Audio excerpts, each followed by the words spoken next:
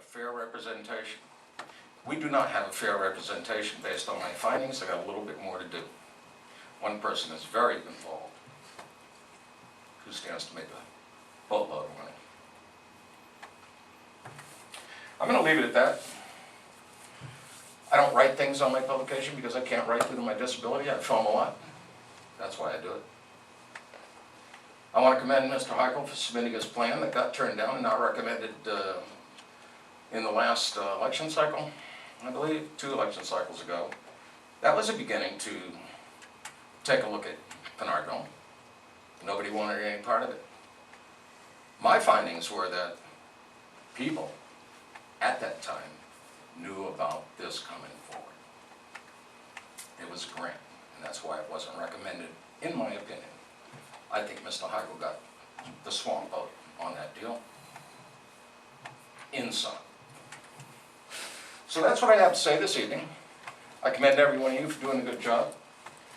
I've asked people to write positive things. I came here tonight to find positive things in hopes I could do a positive thing and get it forward on the radio tomorrow.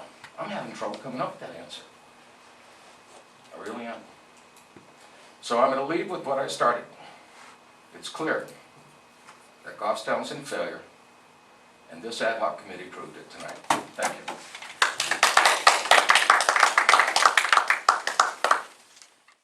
Of the Pinardville Ad Hoc Committee.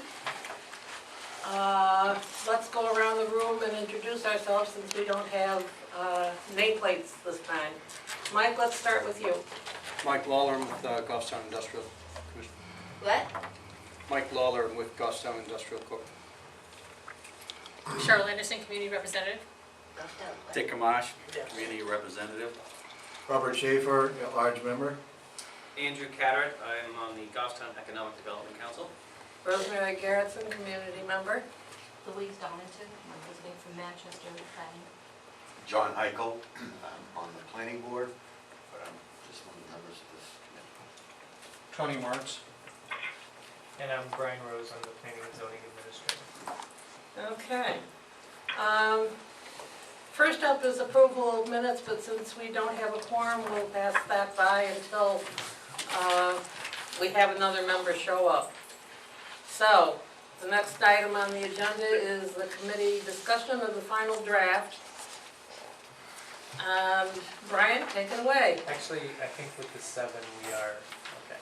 With 7 we do? I think that's how we had done it last time, so yeah, I was thinking in my head. Okay, then we will take up the minutes. I move we approve the minutes from July 2. Second.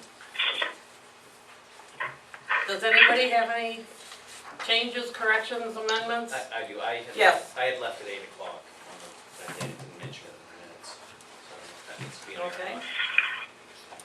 And I did find one piece that left me kind of confused. On page 2, down near the bottom where it says David Priest suggested Daniel Plummer Road could be added as a goal, and the economic development can occur with easy access to Route 114 under section on page 31. Huh? That sentence makes absolutely no sense, and I'm not sure, since it was a month ago, what the intent was. I do. I brought Okay. up that there was an area that on one of the maps originally done by at the original meeting, talked about an area that could be developed with commercial development up there, possibly hopefully higher paying, higher level jobs, and that he was recommending that that be put in the economic development section as a goal. It's worded weird here, but that's what that was about. Oh, okay. Thank you, Cheryl. It should say economic development section, something that's what I think it was supposed to be. Okay. So should we have it say David Priest suggested that your comment, Cheryl's comments regarding Daniel Plummer Road? No, just add the word section after the word development. Well, that also, add that one in, but also that clarify that it was regarding. Yeah, because I know what it was about, yeah. Okay. Anybody else have any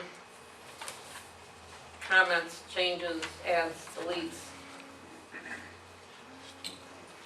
In that case, All those in favor say aye. Aye. Opposed? Abstaining? Looks like it's unanimous.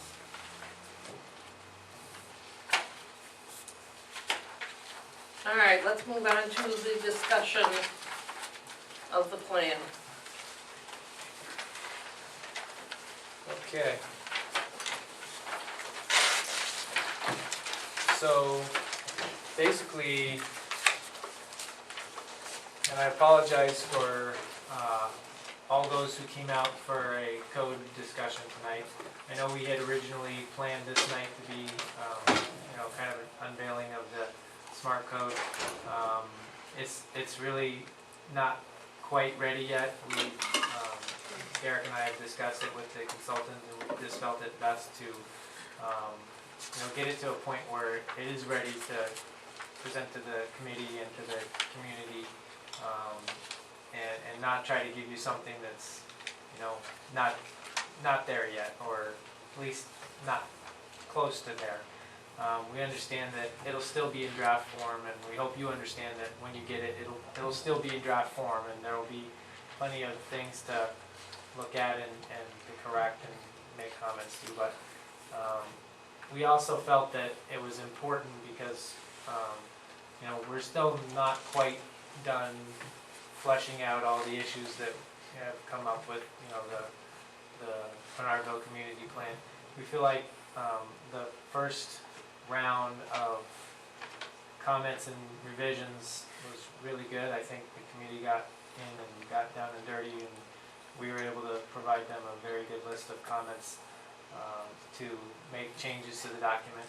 And you have the revised document in front of you, and hopefully you've been able to peruse through it. I know I didn't get paper copies out to everyone, but hopefully you're able to either print it, or if you need a copy, I have a stack of them here available for other committee members.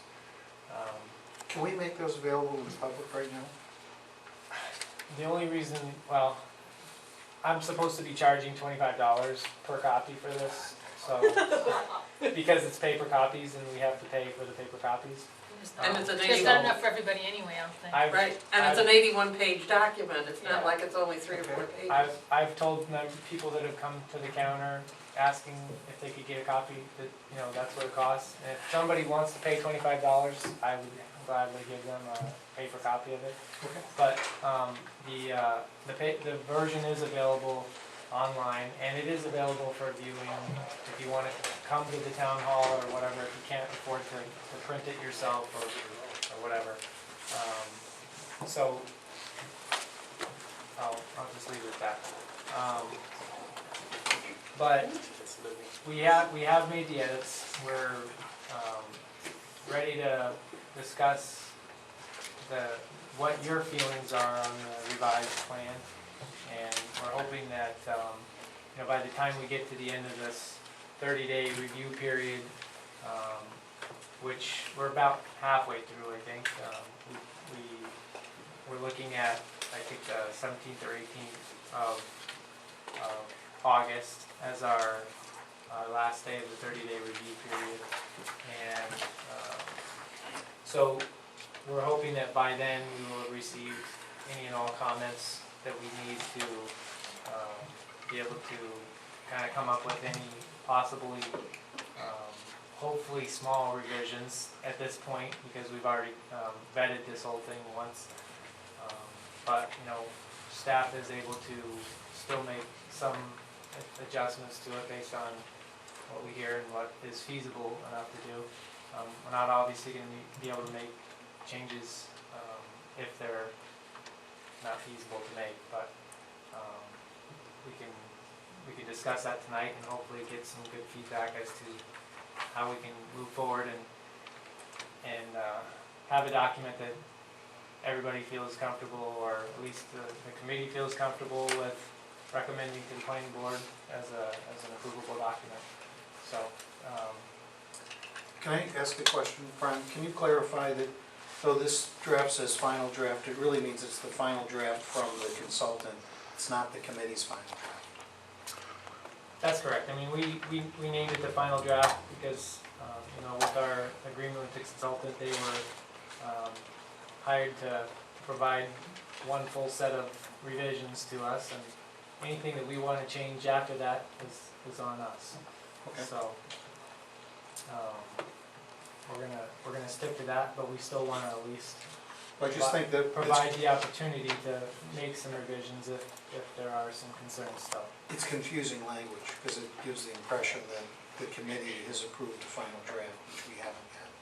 We're still waiting for public input before we have a discussion on a final draft that we recommend to the planning board.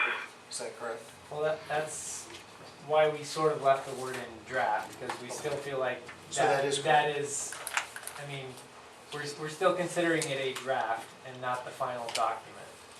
And so, So after the 17th Once- of August, when the public comment time frame has elapsed, is when we can make a final document based on any additional changes that the public and/or the committee decide to make. yes, and even then, it may still not be the final document, because if it gets to the planning board and the planning board says, well, we want you to change this, and, you know, we'll approve it as a condition of approval if you change this, then, you know, we'll make those changes as well, and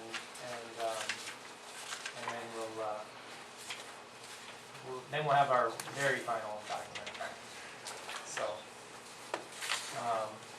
anyway. So do we have Brian Wright on the computer? Brian is, he's not on the computer, well, he's technically on the computer, but he's also on the phone, But doing a go-to meeting. I'm here. through him. if we're not talking about the code, do we really need Brian for this meeting? Well, I had asked him to be here just to kind of help field questions, and since he's been, you know, integral part of creating the document. And I think he also needs to just be aware of what the committee's concerns are, and try to be able to help respond to them, so.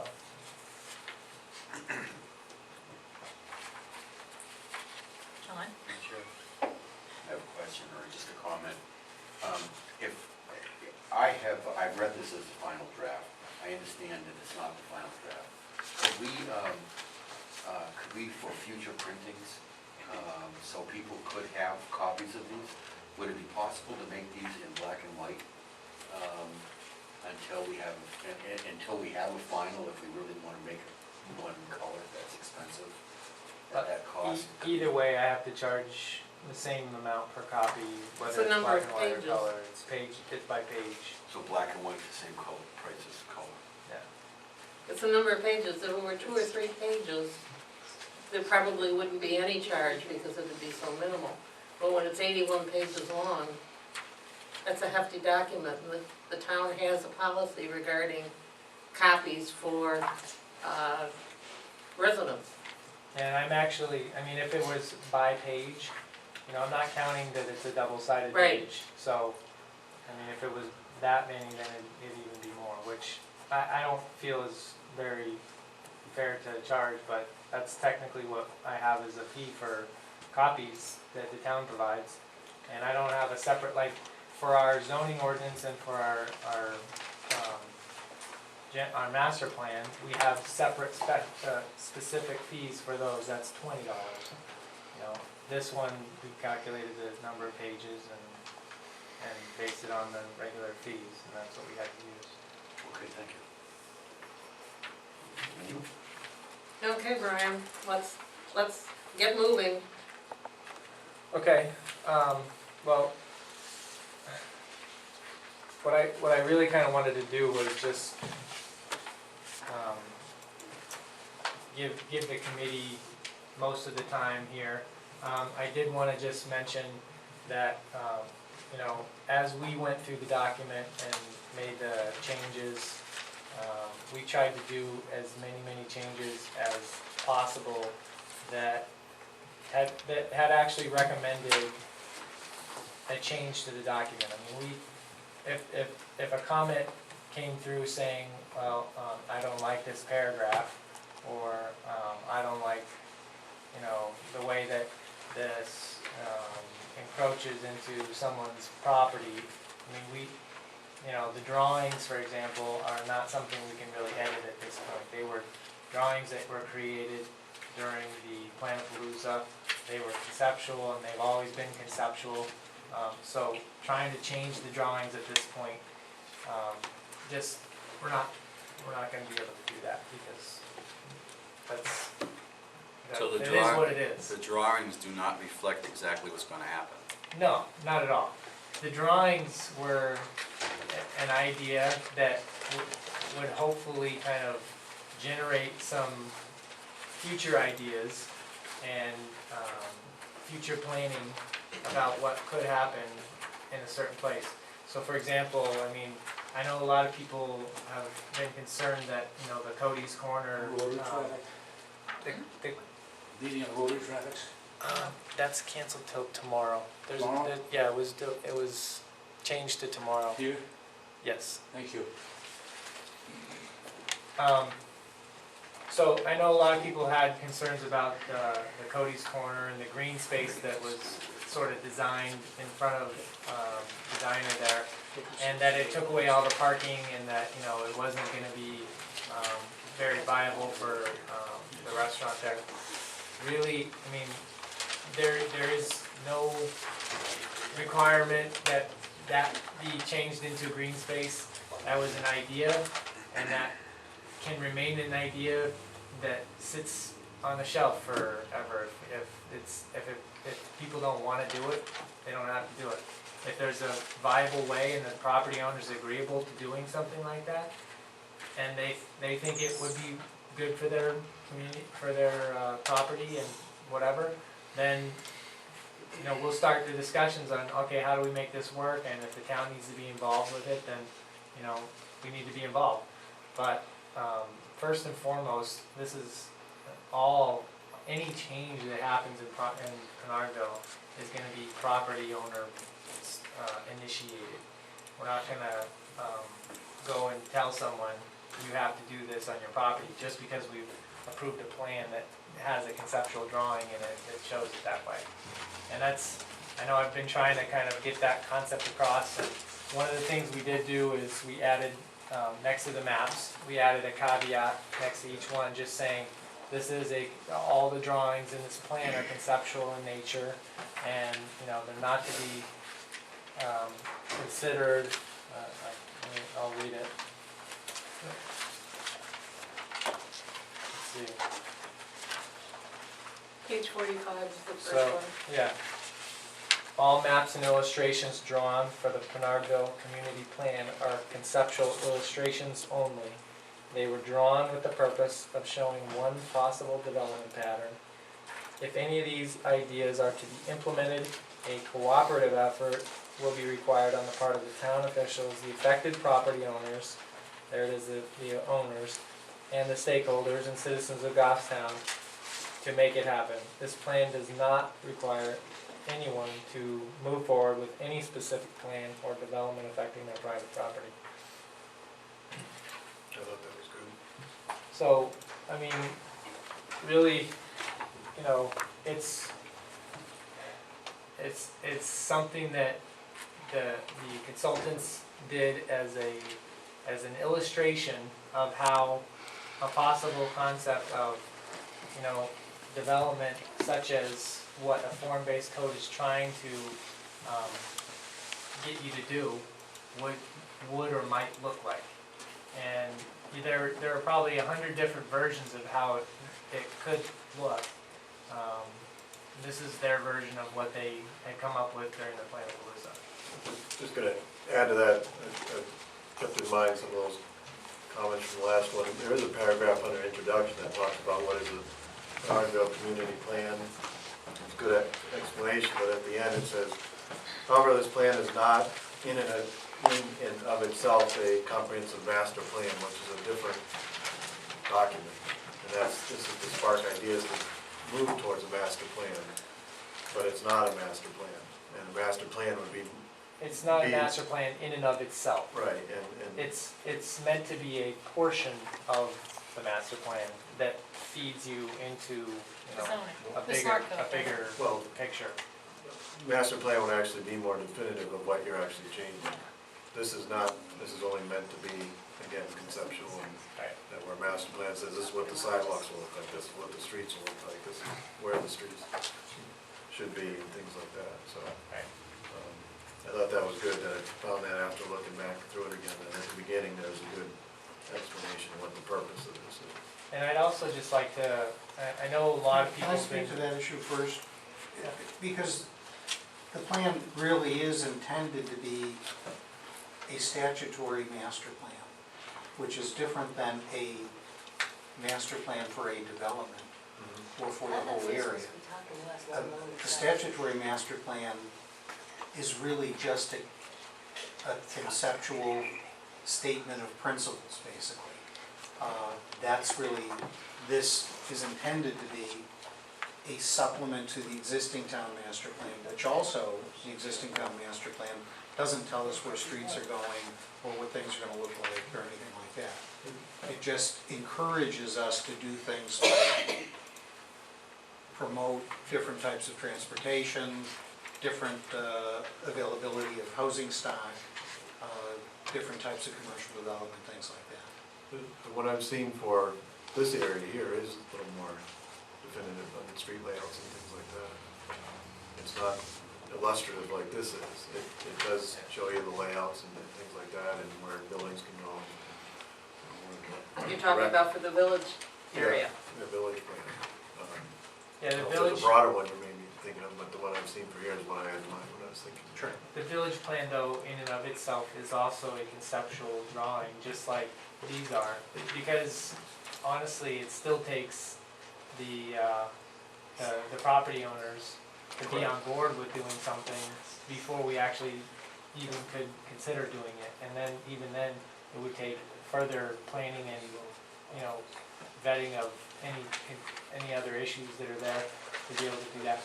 And that's actually a lesser of a master plan than this, I think, could be, because it doesn't come along with the language.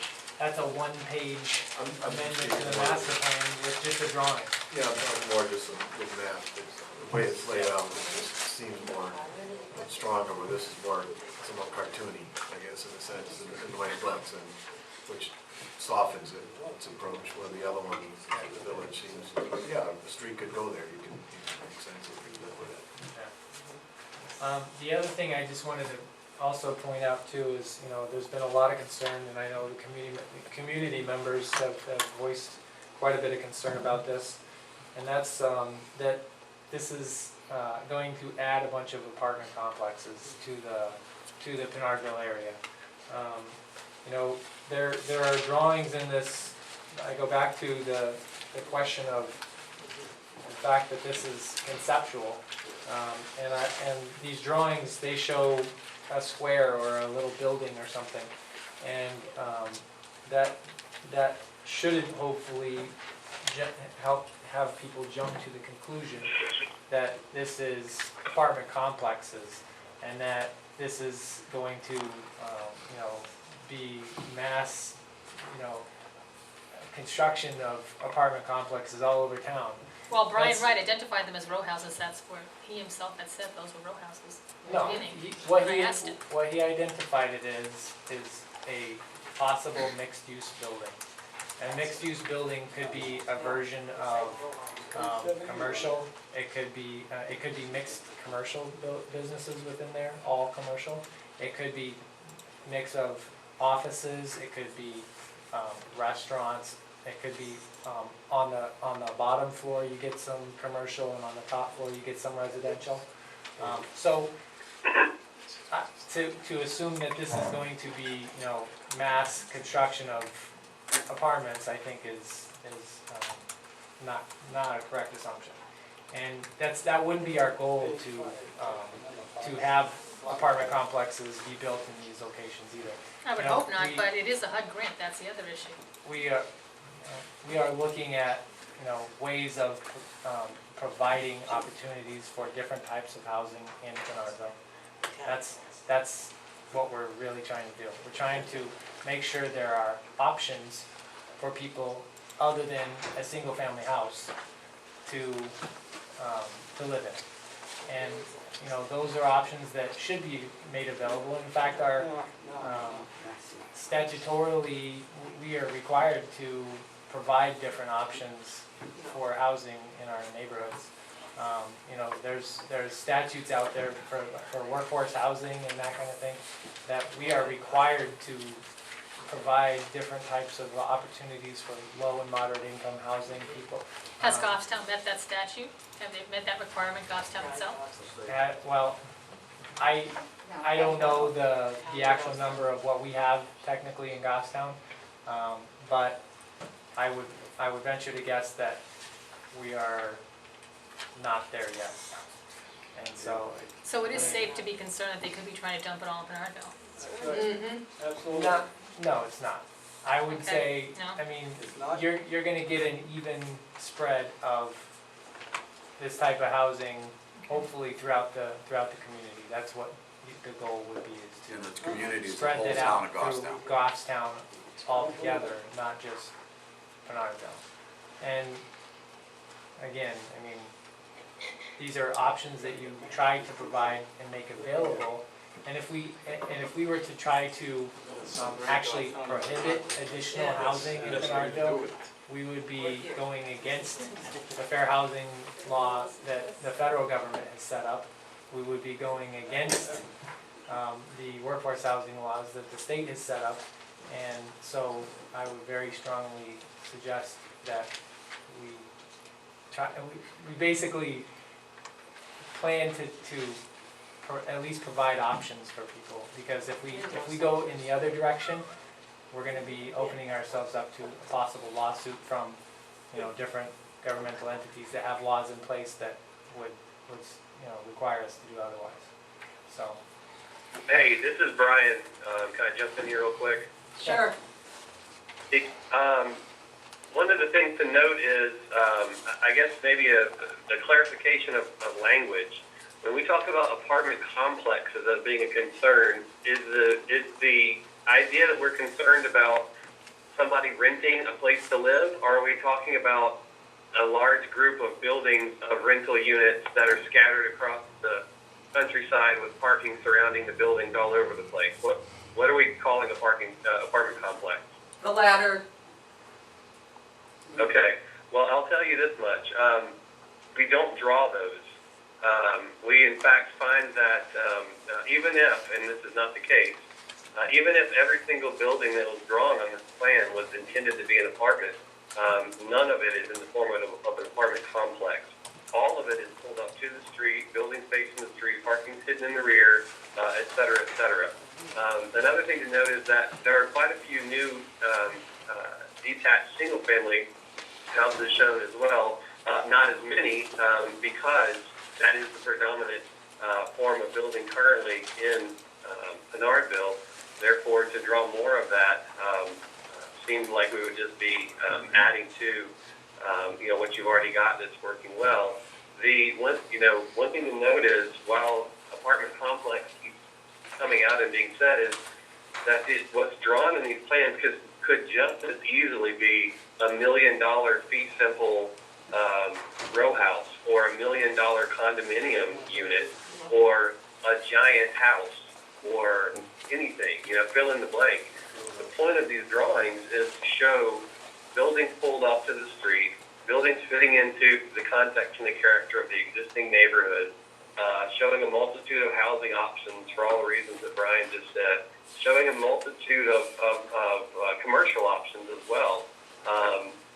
The other thing to note is that when you have a plan that shows as much development as we've shown in here, and this is like the long range plan, just because the market of what there's not development pressure really currently in Pinardville, and so for this to be kind of built out in any way that just pops up all of a sudden would be a long shot at best to think about. So just to clarify, no apartment complexes are shown in this plan in any case, in any way.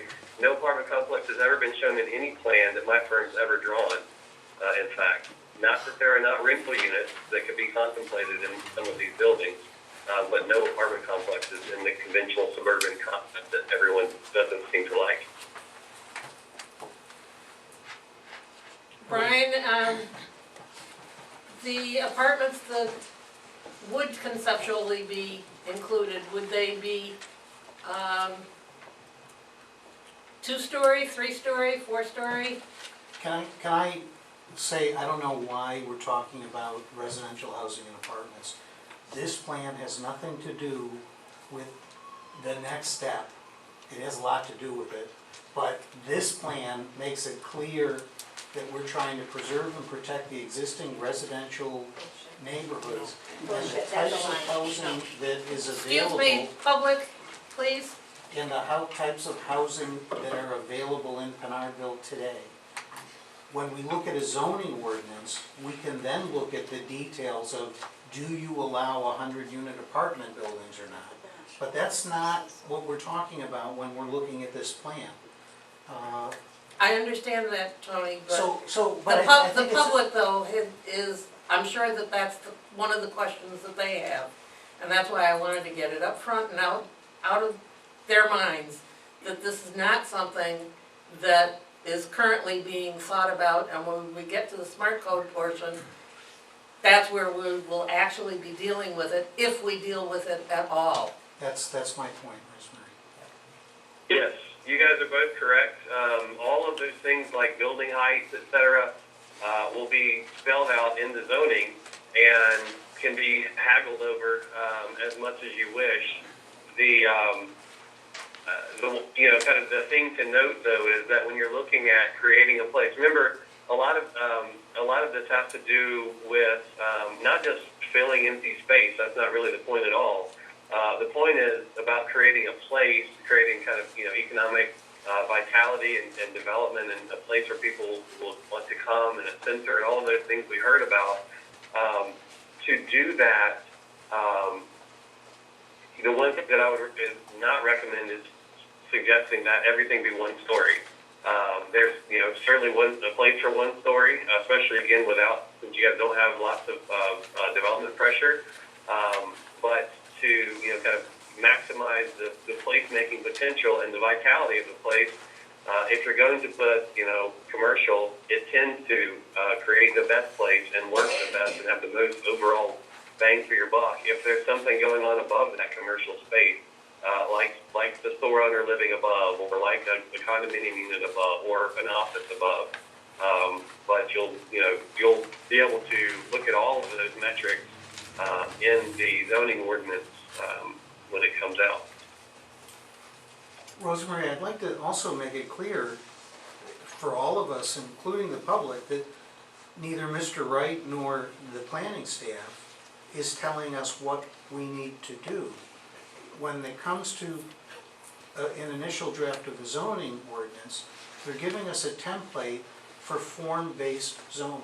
They're not telling us what we need. That's our job as a committee to decide whether what is in an initial draft is appropriate for Goffstown and for Pinardville.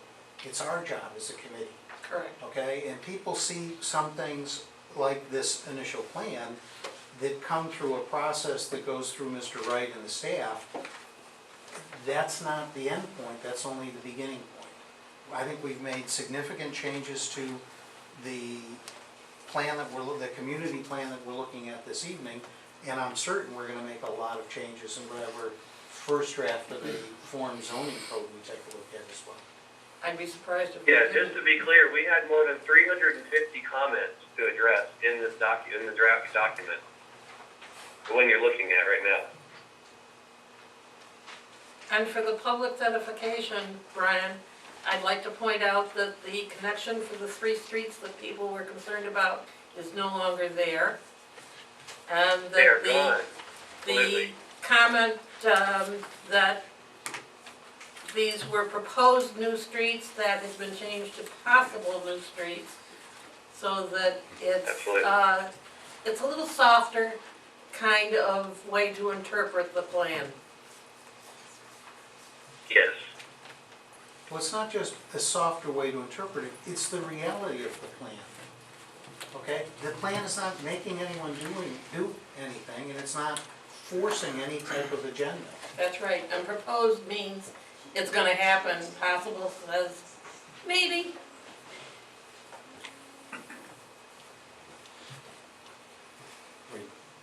ready to go on to other comments? Like from the community? you're Go to talking? another topic on it? Yeah, I mean, Last time we made the comments, I talked about Mass Road, and I kind of looked at this new draft with that focus in mind.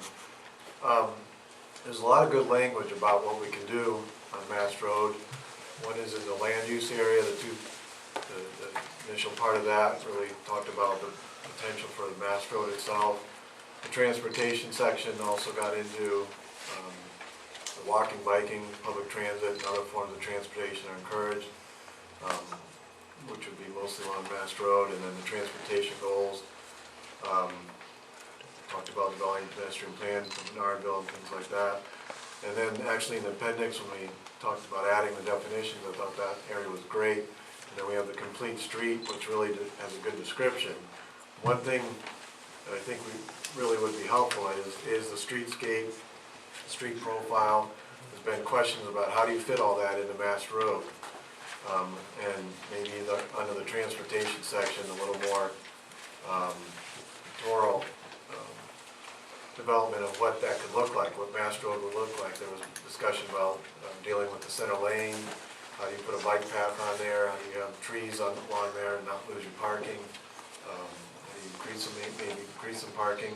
The way we could get a little bit more illustrative of the potential for Mass Road, which I think was a lot of the focus of this, is how to improve Mass Road. And with that is probably the initial part of a lot of the changes could happen along Mass Road and make those improvements. So therefore, it would be helpful to have a little more description in terms of pictures or drawings of that nature that help explain what could happen on that street. I do know, and I'm gonna maybe ask Brian to speak to this too a little bit, but I do know that the smart code is gonna have some of those elements to it. It's when you get down to kind of designing, and having street profiles and that kind of thing. That's more of a technical type of a document that belongs more in a code versus in a master plan. I tried going back to look at our other master plans that have been done in Goffstown, and I didn't see any of them that had, information that got down to the street profile level and trying to get down to the details of how the design of a road would be. That in my mind is something that's much more belonging in a regulation type of a document than in a. I'm not necessarily saying designing it, I'm saying more examples of what it can do. It's not necessarily designing it. Yeah, it's gonna be in the zoning ordinance. It's already in there. We actually have 3D models of it built, so it's very clear, and it shows even like if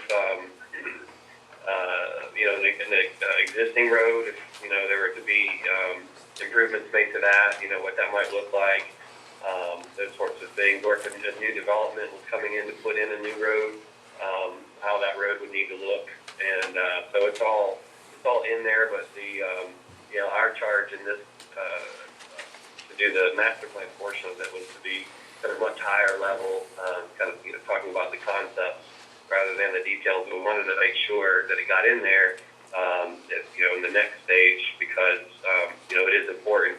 But even that, as you all can see, the right of way is variable along the entire length of Mass Road, and so to make any improvement, there's no one size fits all, of course. And as you go through it, you'll have to, if you want to implement some of the changes that are shown in those thoroughfare sections in the zoning ordinance, then that'll on a case-by-case basis, where whatever portion of Mass Road you're looking at. But it's a good point for sure. We want to make sure we get all that in there, at least in the later phase. Because we have some overlap, why can't we take a couple of those pictures and insert them, as Rob suggests, perhaps as another appendix, indicating essentially what the scale of different streetscape designs would look like, so that you could show, as Rob suggests, that within whatever it is, a 50 or a 60 or a 30-foot right-of-way, you can fit this type of component. That's what you're looking for, right, Rob? Basically, yeah. Especially, Well, I mean, I guess my concern is that typically in a document like this, that, you know, staying at that conceptual level, once you put in that level of technical detail, it really changes the entire discussion and becomes much more about, well, I think that bike lane should be on both sides instead of one side, or it should be not so wide, or it should be on the other side of the parking, or, and all of a sudden it really just kind of opens up the dialogue to a whole nother level that you know tend to begin to get bogged down on. And I guess my thought is if it's addressed in one place, you know, that why does it need to be addressed in both? If you run into that possibility of kind of taking things to, you know, a different level of context. Not necessarily pushing for the technical drawing, there's more example. Maybe other streets that have been done in a similar way, or, Well, that's one thing to note too, Brian. I don't know if you want to talk about this, but the examples and the photographs and things that were requested, do you want to kind of give a little bit of a synopsis on that, Brian? Say again? Do you want to talk a little bit about the requests for photographs as it kind of ties into that, or examples of things? Well, I mean, the photographs that everybody's asking for, it also was kind of a concern that had been brought up and that we were talking about, you know, should it or shouldn't it be in this document? And the end-all discussion was that photographs in this document end up getting, I guess, kind of interpreted in a manner that is, again, too specific. So if you put in a photograph that has pictures of a brick building in it, then people automatically kind of jump to the conclusion that, well, the pictures are showing that this is supposed to be a brick community, and, you know, this is, you know, the type of style of buildings that we're trying to incorporate here, and that's not exactly what we're looking at. And so, and also to avoid different opinions on what types of buildings should or shouldn't go there, the idea was to leave it more in the conceptual version of it. And these drawings are actually, I think, the closest conceptual version of how you would be able to come up with that go in this. And so I know Brian had concerns about, okay, well, what if I put pictures in there that the community members or the committee doesn't like? You know, are we going to just be going back and forth between, you know, the committee and me as to what pictures I should be putting in here? Also, he's told me that the code should have some pictures of when you get down to a certain type of development that goes in a certain zoning district. You know, there will be some pictures with that, but you know, to get them into this document, we both kind of agreed that it didn't make sense. I know this is conceptual and it's not gonna happen except like you said, maybe way down the road. But the town spent a lot of money to make that third lane on Mass Road because the traffic was horrendous. And that helps the traffic flow, people wanna make a turn. Now if you take away that center road and put a bike trail in there, you're going back to the problem with all the traffic. And again, those are design issues that we have to kind of work through, and basically, you know, there's different options of how you could maybe implement it, but You only got so much land. I don't know. You can only do so much of what you've got. and that would have to be done in conjunction with a lot of work with the Department of Public Works to try to come up with some type of design that actually works. So. Basically what you guys would do, and this is where over in Yarmouth, Maine, we worked on an area there, and they want to move forward some proposals we've made, very conceptual proposals on a certain road there. And so what they've now done is hired an engineering firm and us as a team member to come back. They've actually done surveys of the roads. They didn't, they didn't have, properly surveyed information, so it was not even possible to know, how much land you had available to do anything with. And so the entire length of the road, or the portion of the road that they're wanting to make changes to, has been surveyed.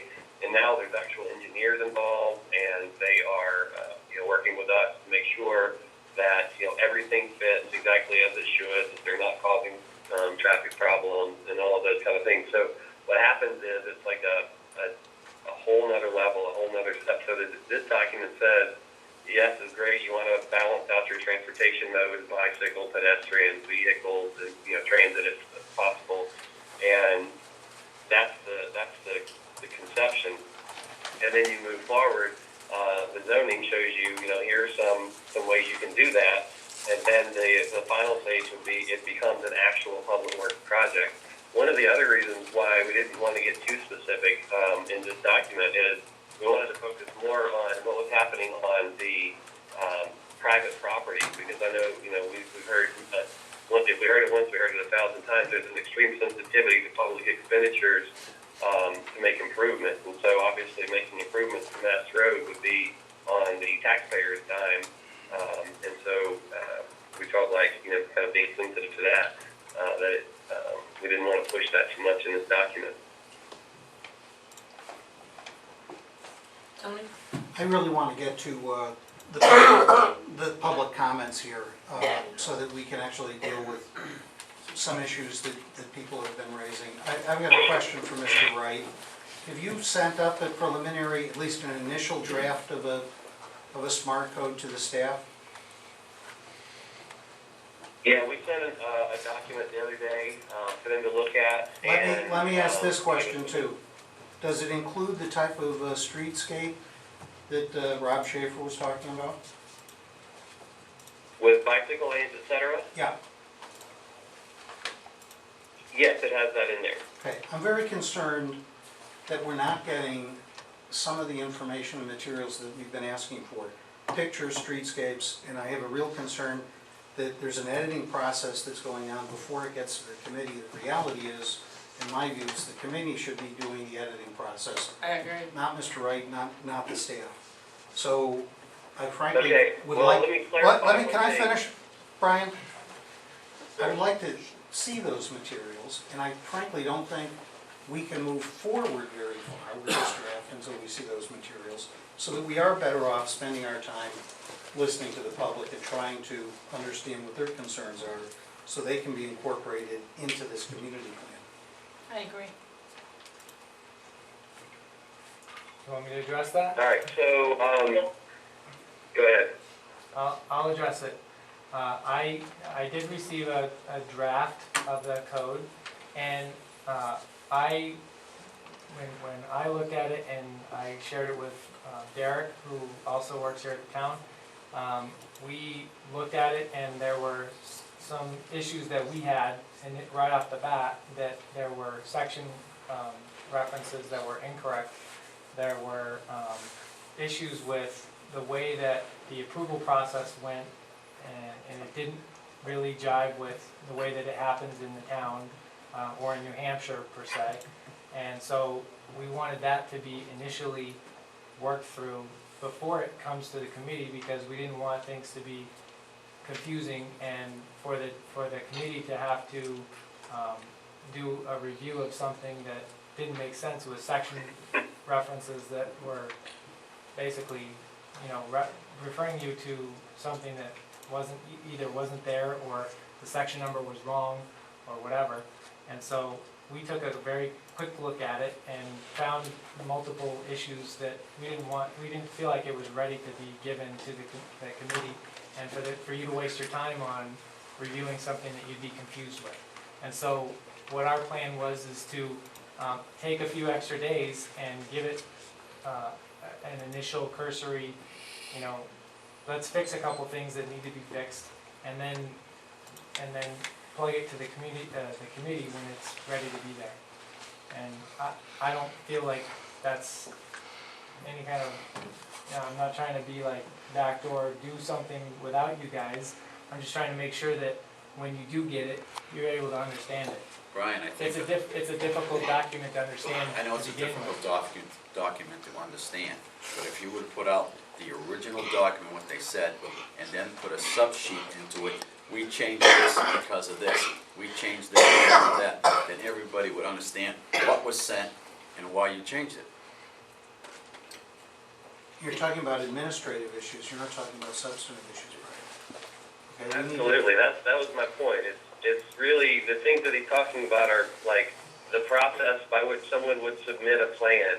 And you guys have in New Hampshire in particular, has some specific ways to deal with that. And we wanted to make sure we had that right. So anybody who is interested in that, and granted that may only be a few people that actually care about that portion of the ordinance, know what's in there. The other thing were simply just errors that we had embedded in the document, where it literally said, if you see this, refer to section 18.1.2.a.q.z. whatever, and we had a mistake. And so, as a courtesy to you guys, so you're not wondering what is in the world. I spent 5 hours trying to read this thing and I couldn't find that reference. They asked us to make some of those revisions. There was nothing substantive that they asked us to revise. No building heights, no setbacks, none of that. And in fact, with this document, the master plan document that you guys have all been reviewing, they sent it out to you all as soon as we sent it to them, which I don't know what's traditional in Pinardville. We've never had that happen before. That's completely for this very reason. When a draft document goes out, no matter how good you are, there are some things that the local staff, it kind of has their pulse on. And it's not a matter of editing, it's a matter of making it where it's not confusing for anybody who's agreed to take the time to review it and be part of a committee or the public. And so we were surprised when they did that, but apparently it's what is expected in Goffstown, and that's okay. So when can we expect to see the draft? Well, our goal is to get it to you by Monday. So, This coming Monday? Can we see this evening the pictures on the streetscapes that Rob has been asking for? again, I don't have that. At least I don't have it on this computer. I'd have to go and download it and bring it down, and it's honestly, it's a street profile that's got, cars and trees, and we all know what a street profile looks like. It doesn't even have to be specific to Mass Road, it could be. It's not specific to Right, Mass Road. that's the point. What I'm concerned about is that I know what the potential is because I look at these things and I see them a lot. I don't know if other people can see the potential when, how it all fit, in that kind of conversation. Well, if you show a picture of where it has fit, and you can make your opinions of it, but at least you can see some potential there. And that's all I'm trying to do, is the pictures show you the potential, just as the other diagrams and drawings here show the potential. They're not necessarily saying what will happen or what is exactly going to happen. It's showing you the potential in the same way I'm saying for the street itself, which is what a lot of us have been talking about. What is the potential for Mass Road? Here, these are some ideas of what you can do. This house, a pedestrian path, a bike path, parking, and a street all fit together on the street. Whether it's exactly going to fit on this case, I'm not sure, but at least we can show that, yeah, this is how it works, and this is the potential. That's all I was trying to. Is there possibility of getting something of that sort to us in the next couple of days? Well, again, if we're gonna give it to you on Monday, then, you're gonna have that. You're gonna have all those drawings. It'll be in there. Brian Rose, we vote on August 20th as to whether to move this onto the planning board. Am I correct in reading that? That's right. So shouldn't we not already have seen at least a draft of the smart code before then? Well, that we 'Cause are they kinda actually go trying together. to keep them a little bit more separated because of this. We didn't want them to be so overlapping. You'll end up seeing it before we go to the 20th, because you're gonna get it hopefully next Monday. But But we're not gonna be coming together to discuss it, are we? Well, that was gonna be another topic of discussion that I might bring up. He says groaning inside. We're looking at having you come for one additional meeting between now and then, so that Brian can do a walkthrough of the code, so that you're not coming to the 20th Blind. blind. That's what I was concerned with, not having, being Yeah. able to put it Not together. having an idea. Yeah, we need to So- be able to put the two together in some way, at least ourselves. Because they do go together, one's the foundation for the other, so I would like to somehow understand myself exactly how it all meshes.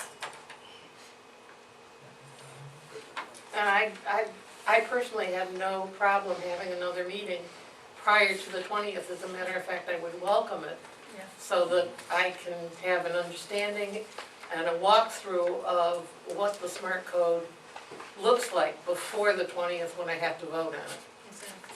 Well, again, you're not gonna be voting on the smart code at that point in time. You're gonna be voting to recommend the plan.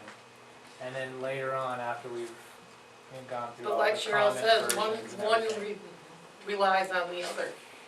And so I'd like to be able to see the smart code and have had To an extent. some opportunity to discuss it before we give our final blessing to the plan.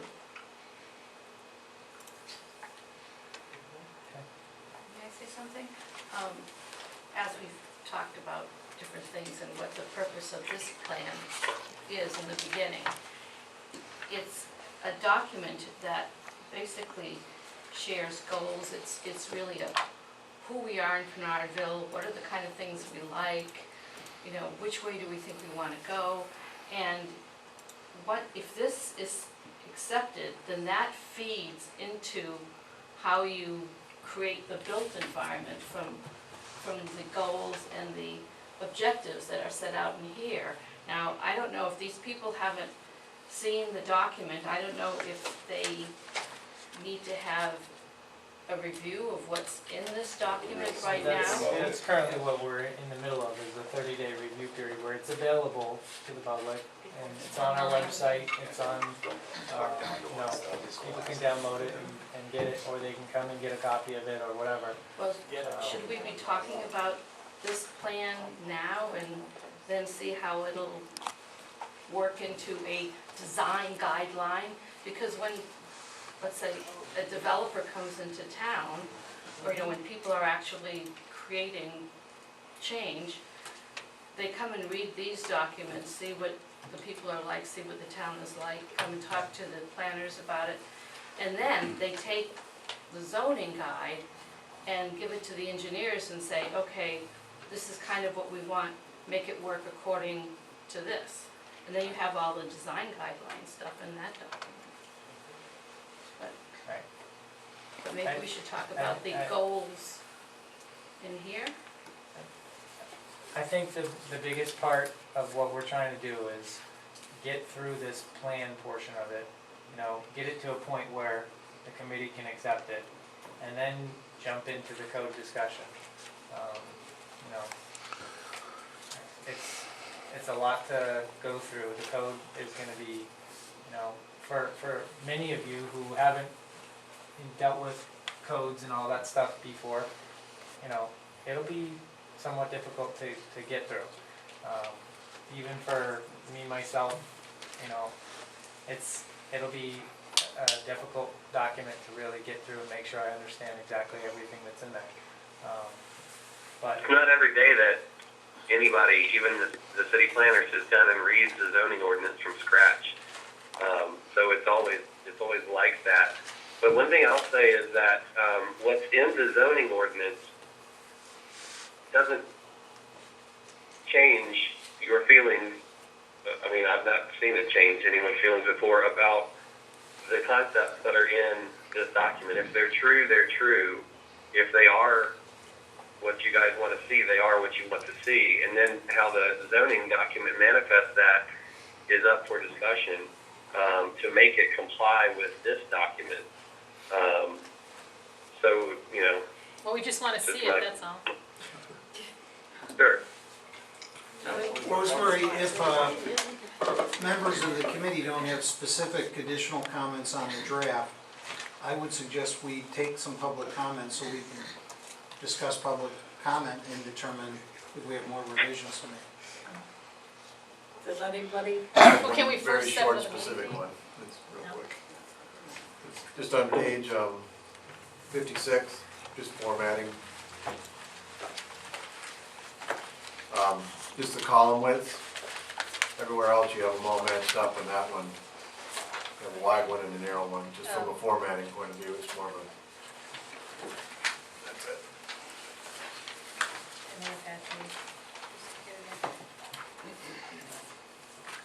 Get it all in. To get everything from the sides. Brian, did you note that? Because I don't, Yeah, I just noted it. okay. Compare it to the others, you'll see the point. That's all. does any other committee member have a comment or question before we open it up to the public? Can we just remind the committee when we do, Yes, the community that, you know, take 3 minutes? yes. Please, we're opening it up to the public for your comments and your questions. Remember, you have 3 minutes to speak. You need to give us your name and your address. And I will now open it up. Who's first? And please, if someone has already made the comment, let's try to not repeat comments that have already been said. Hi, my name is Gaby Benner. I live on 12 Joffrey Street, and I will be definitely taking more than 3 minutes because I'm going to be speaking for over 100 people this evening, okay? I'm speaking for them, so I'm asking for a little bit more time, please. And I think I'm deserving of this because I've lived in Pinardville for 30 years. I move that Mrs. Benner be given additional time. Thank Second. you, I appreciate that. Thank you, thank you. All in favor? Aye. Thank you. Okay, I will do my best to get this out as clearly as possible. I'm not articulate, and I'm not a good speaker like Attorney Marks is, okay? It's very difficult for me to be here tonight, okay, because I'm nervous and I'm not good in front of people. But I'm fighting for my home, all right? This is where I've lived for 30 years, and I do not want to be taxed out of my home. And this has just been very nerve-wracking since May, you know? When my husband and I came to this planned Pinardville meeting, and we saw little marks, and our streets were going to be unblocked, okay? And this was not explained to us, okay? We had to ask, because we seen these little marks on our street. But what is this going to happen, you know? What's going to happen, all right? You know, am I going to be backing up in my driveway and potentially hit someone because we're going to have a lot of traffic? That makes me nervous, and that makes me very sad. It's not fair to be treated this way. And as Rosemary said on the July 2nd meeting, okay, she said that a meeting like this is not a place for me to speak, and I want to dispute this, and this, you're on film saying this, okay? I have the right to speak, and a town meeting is where a person should speak, not at a encounter at the grocery store, Rosemary, okay, like you said, because right now we're being filmed, okay? And I would like my comments to be on public record, and whatever documents are submitted tonight to be on public record, as per words, and everybody's words. So if someone comes out and calls us belly achers or whatever, I would like that to be put on public record also, like they have not been in the past, okay? First of all, before I go through all this list of comments and papers I have, I want to just say, does it make sense to pay $50,000 for a plan that's just supposed to be an idea? This is our master plan. You know, most people, it takes them maybe a year to earn $50,000. It's a lot of money. So it should be the plan that we go by, and it will be, because if decisions are being, if decisions are to be made upon this plan, it needs to be accurate. Okay, it cannot be just an illusion or just a potential piece of paper. It's our master plan, so I don't buy that, first of all. And as of the 7-2 meeting, we were gone on vacation, so we could not come. But we did view it, okay, on GTV. And this committee doesn't seem to have the power to change anything, okay? It's just emotion that you folks seem to be going through, because there was a lot of comments and good ideas that came up. Okay, for instance, I believe the principal, Mr. Busquet, is he here this evening? Okay, but he came up with a concern about the school, but he was just passed over. Oh, okay, all right, just pass him over, okay?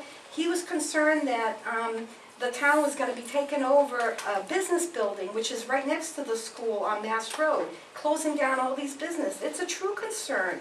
But hey, you know, that didn't matter. We're just moving on, okay? And also, I believe there were some other comments regarding, well, this gentleman this evening, he spoke about the, I'm not sure what your name is. Ticamash. Okay, Mr. Gamache, you made a very good comment about the roads and the turning lanes. Okay? And that should be included in our plan. That makes sense. It's a lot more important to have a turning lane than a bicycle lane at this point. It helps with traffic. Again, I think you were passed over this evening. And that doesn't make sense because you should be in a position to make decisions and you should be speaking out for us. But it doesn't seem like you're allowed to do that. Okay? And then another one, another idea that comes to mind is that conceptual ideas become reality, okay? If they're giving you a piece of paper saying it could happen, it will happen because you have this paper that you can go by, all right? And right now, okay, don't let them fool you because there's 35 acres already on the market on the corner of Mast Road and Daniel Plummer.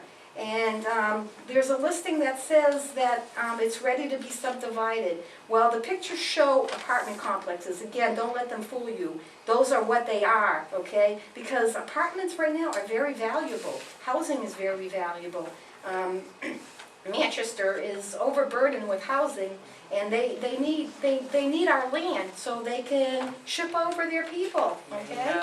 Okay, so that's what they want, okay? So the big buildings are apartment complexes, and the buildings have already started to be built because there's a big 224 apartment going up in back of Moose Club, in back of Shaw's and Moose Club, okay? And that was built against people's wishes. It's a done deal, okay? I've asked for it to be halted, but they can't because it's already been signed on, all right? But the people on Moose Club were not notified, only the abutters. And it's the abutters, okay, some of them that still own land that sells, okay, the abutters get notified, not all the people on the street. And some abutters have sold the land and made a lot of profit on this, so, you know, they weren't speaking up too loudly about this. But how about the other poor people on the street?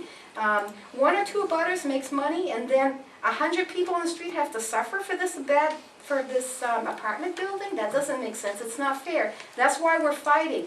If something is going to be going up in your neighborhood or on your street, there should be notification on the public sign. So when you go by, for instance, at Bartlett School, if something is happening on Joffrey Street, they should say planning board meeting regarding Joffrey Street. That way we know. We have the right to know. And things that concern us, even though it's not our land, it concerns us because we're going to suffer it in the future. If something goes up and it costs the town millions of dollars, guess who's going to be paying it? It's the taxpayers, so we need to know about this. And we need to be able to be taken into consideration when things like this go on, okay?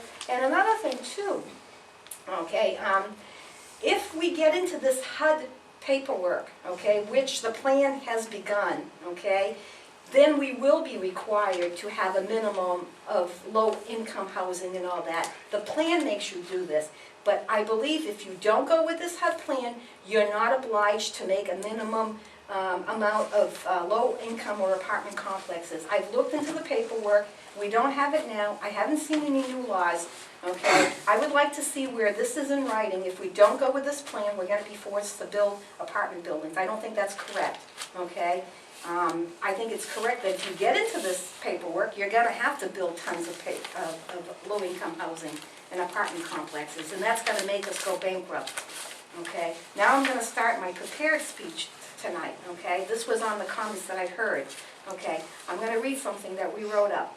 Is Plan Pinardville good for the residents of our community, or is it good for only the few that will profit from this implementation? By just reviewing the plan, you can see apartment complexes everywhere. And that is correct. There is.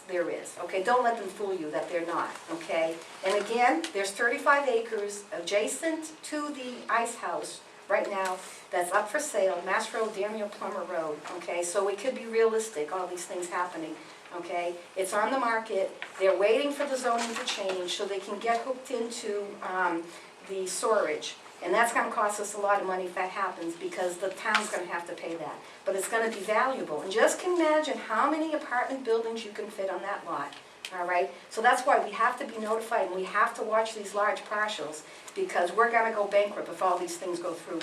We just heard today that Shaw's is gonna be going out of business. That's sad. You know, there's gonna be a lot of people losing their jobs. But it's gonna make that property worth a lot more if they can build a whole bunch of apartment complexes in the parking lot. Just think of that. But who's gonna pay the taxes? It's us, okay? The smart code zoning in the form of overlay zoning will not protect our single-family homes, but it's gonna encourage the building of more apartment complexes, possibly government affiliated. The new zoning will allow pretty much anything to be built anywhere in Pinardville. And these are facts I'm presenting you, and I can prove these facts, okay, because we can look them up in the computer. I have printouts. Per Goffstown.com, it costs $10,590 to educate one child. The U.S. Census states that a family with children tend to have two. Thus, a 48 apartment building that is similar to the one that's being constructed on Moose Club can actually bring in 96 students. Using the numbers previously referenced, a 48 complex can produce $1 million just in educational costs alone. Mr. Mart says my figures are not right. He does not have a crystal ball. He cannot guarantee that a big complex like that, 48 apartments, will bring in only 12 kids. That is not correct. He says guarantees. He says will not. I said possibly. Okay, we cannot gamble Pinardville's money. We're not going to the casino here, and if you do, okay, the odds are against you to begin with. So don't let him make you believe that, because you can come up with all the calculations and stuff, and what is here today may not be here tomorrow. And you cannot compare demographics from Goffstown single-family homes to other things, okay? So anyhow, there is a possibility, because most families do have 2 kids.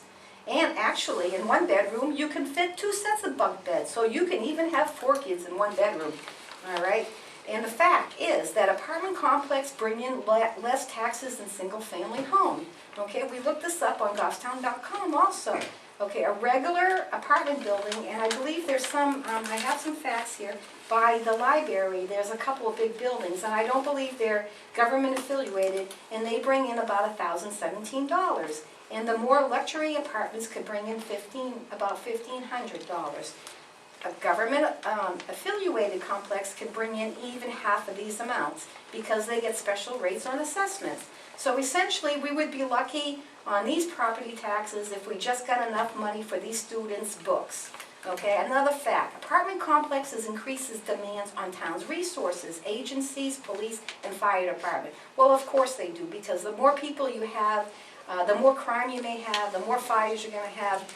Okay, so that population comes with increases of town resources.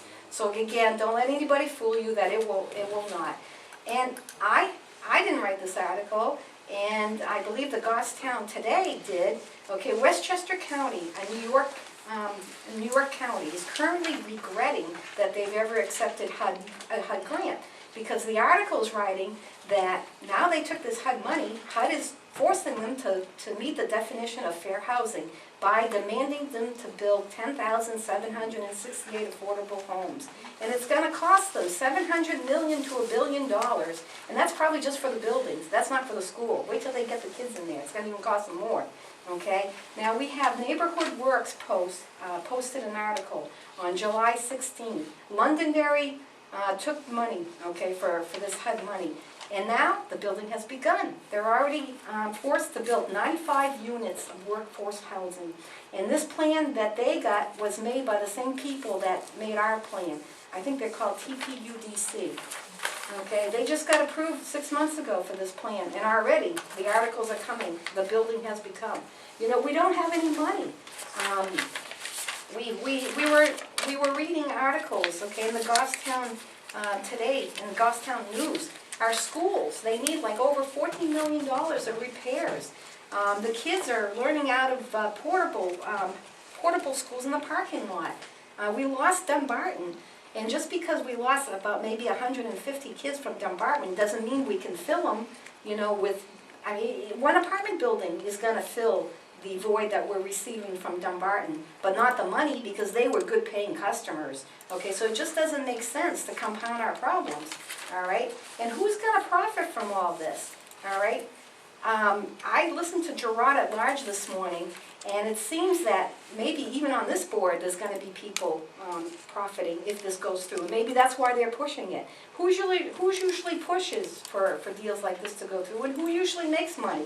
It's usually real estate brokers, okay, landlords that own a lot of land, okay, architects, attorneys, and affiliated parties, okay? Do we have anybody that's in this kind of type of business on the board? Would you raise your hand if you're an attorney that specializes perhaps in real estate development on this board or committee? Mr. Martz, aren't you an attorney that specializes in deals like this? Okay, so if this goes through, will you be making any money? Mr. Schaefer, are you an architect? Which one is Mr. Schaefer? Okay, are you an architect that specializes in lead architects? Okay, which is this type of development? Okay, we have a gentleman that works for St. A's. Excuse me, Gaten, you're not on topic anymore. You're picking characters of this board. Okay, I'm stating facts. I'm stating facts, okay? Okay, also, we have a gentleman that works for St. Anselm's on the board. Okay, they own a lot of land. If you Google St. Anselm's, okay, you will see pages of properties that they own, okay? And we have different names coming up too that have been going to a lot of meetings, okay? We have the director of Southern New Hampshire Planning Commission that keeps coming to these meetings, okay? We have, you know, we have people from New Hampshire Housing Finance that's on this committee also. We have another realtor that's on this committee. I won't keep mentioning the names because it seems to be upsetting, but anyhow, I mean, we're not being represented, the homeowners, okay? But other people are, okay, which is very, very upsetting.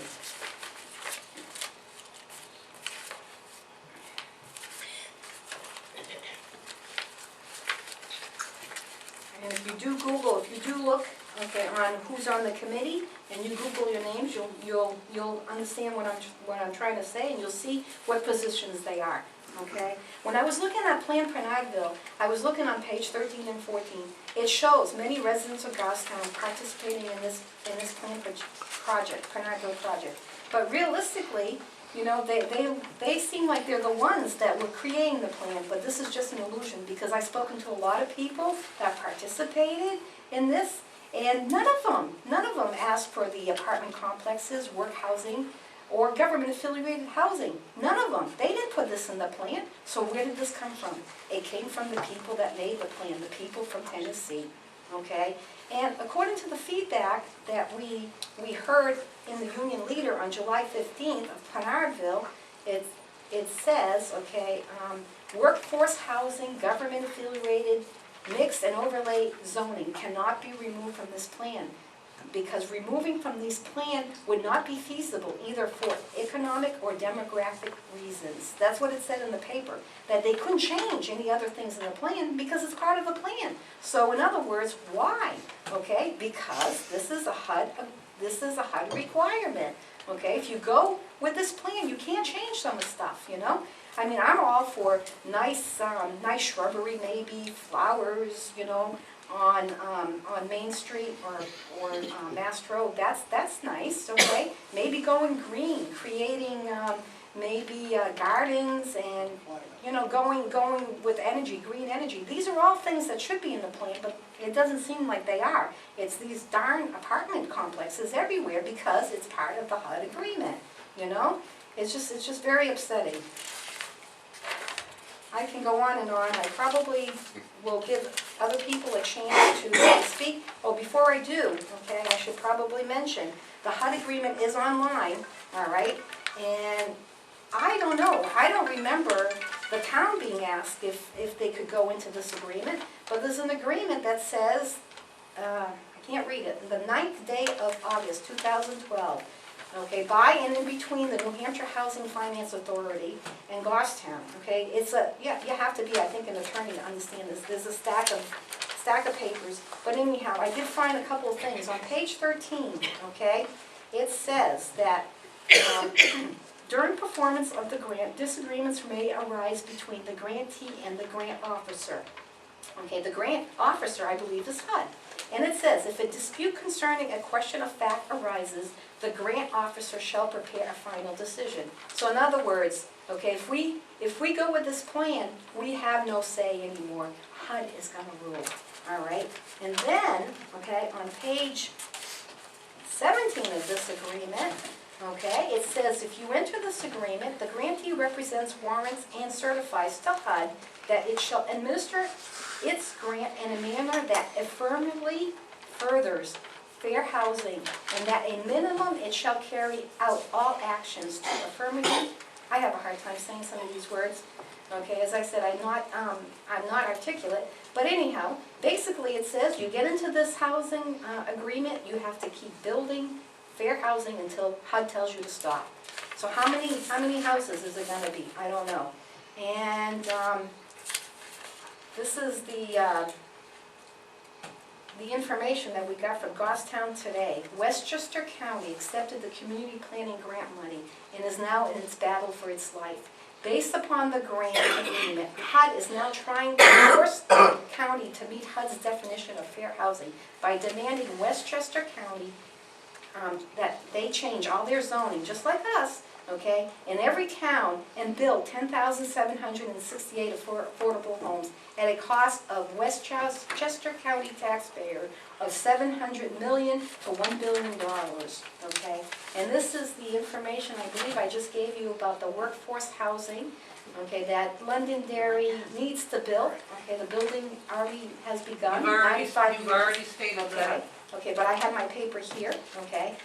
Sometimes I forget, I have to take notes, Well, okay? you keep Okay. repeating Okay, yourself, so. all right, okay, let's- all right, I'm let's going move on. along. Okay, I'm moving along, we're coming to the end, Rosemary, okay? Okay, also, let's see, Newport just took some money to renew apartments, okay? They took $500,000 from HUD.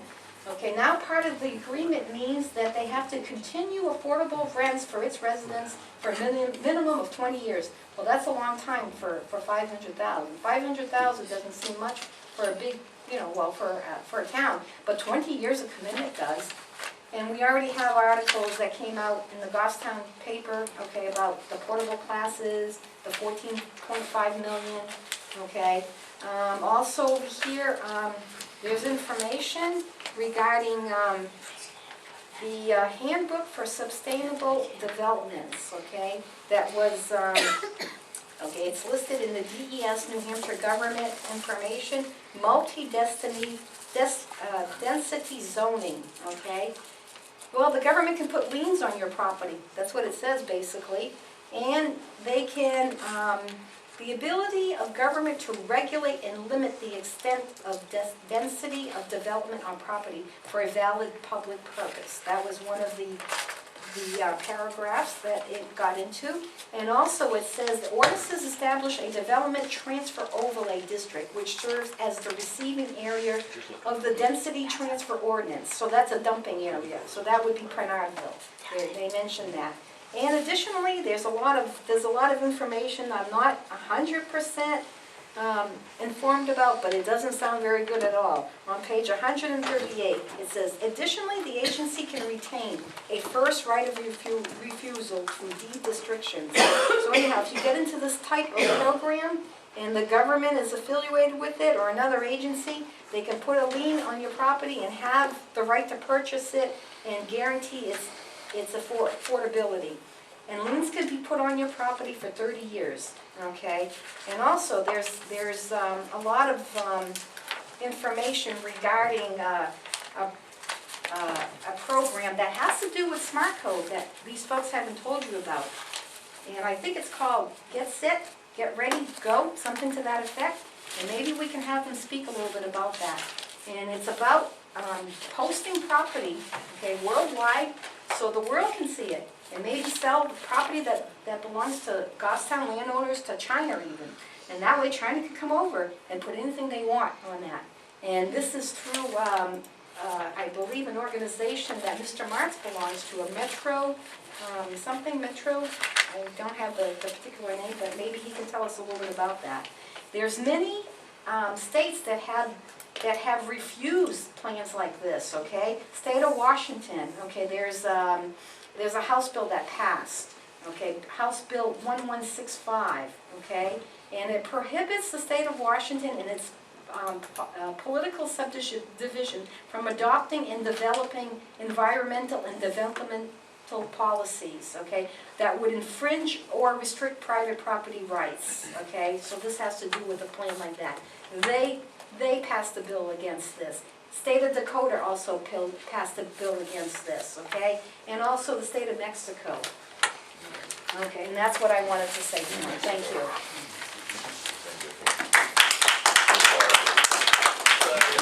Anybody who wants to sign my petition now? And have to sign it against Pinardville, okay? Does anybody else? I believe Brian's trying to respond. Yeah, if I don't respond now, I'll not be able to because that was quite a long list of things that need responses.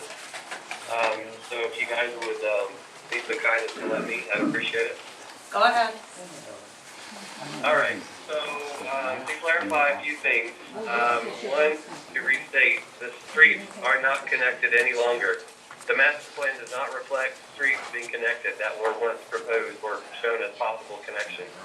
It's not an option and it's not on the table.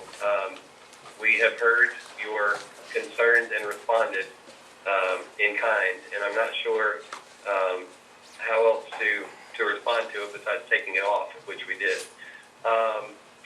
I'll say that the concern about the school taking business that's adjacent to it, or the city taking the businesses and putting them down, one thing you'll notice, aside from the fact that it says this is all conceptual and has only the chance of inspiration, there's a second alternative in the Pinardville Commons that shows businesses still located on that site. So rest assured that is not an inevitable future. I'll say again, as I've said before, there are no apartment complexes shown in this master plan. I heard, Katie, you say several times, don't let them fool you. I'm not sure who them is, but I think by them you mean me. And so I really take exception with that because to me, that's saying is I'm lying. When I say that, I don't lie. I have no interest in making apartments in Pinardville. It doesn't benefit me in any way. There are no apartment complexes shown in this master plan, for the record. You guys already have housing standards that require certain amounts of affordability standards to be met, as Brian was stating before. This plan does not require any of those. It's simply talking about balancing housing. One of the things that's been mentioned several times is the notification, people not being properly notified, etc.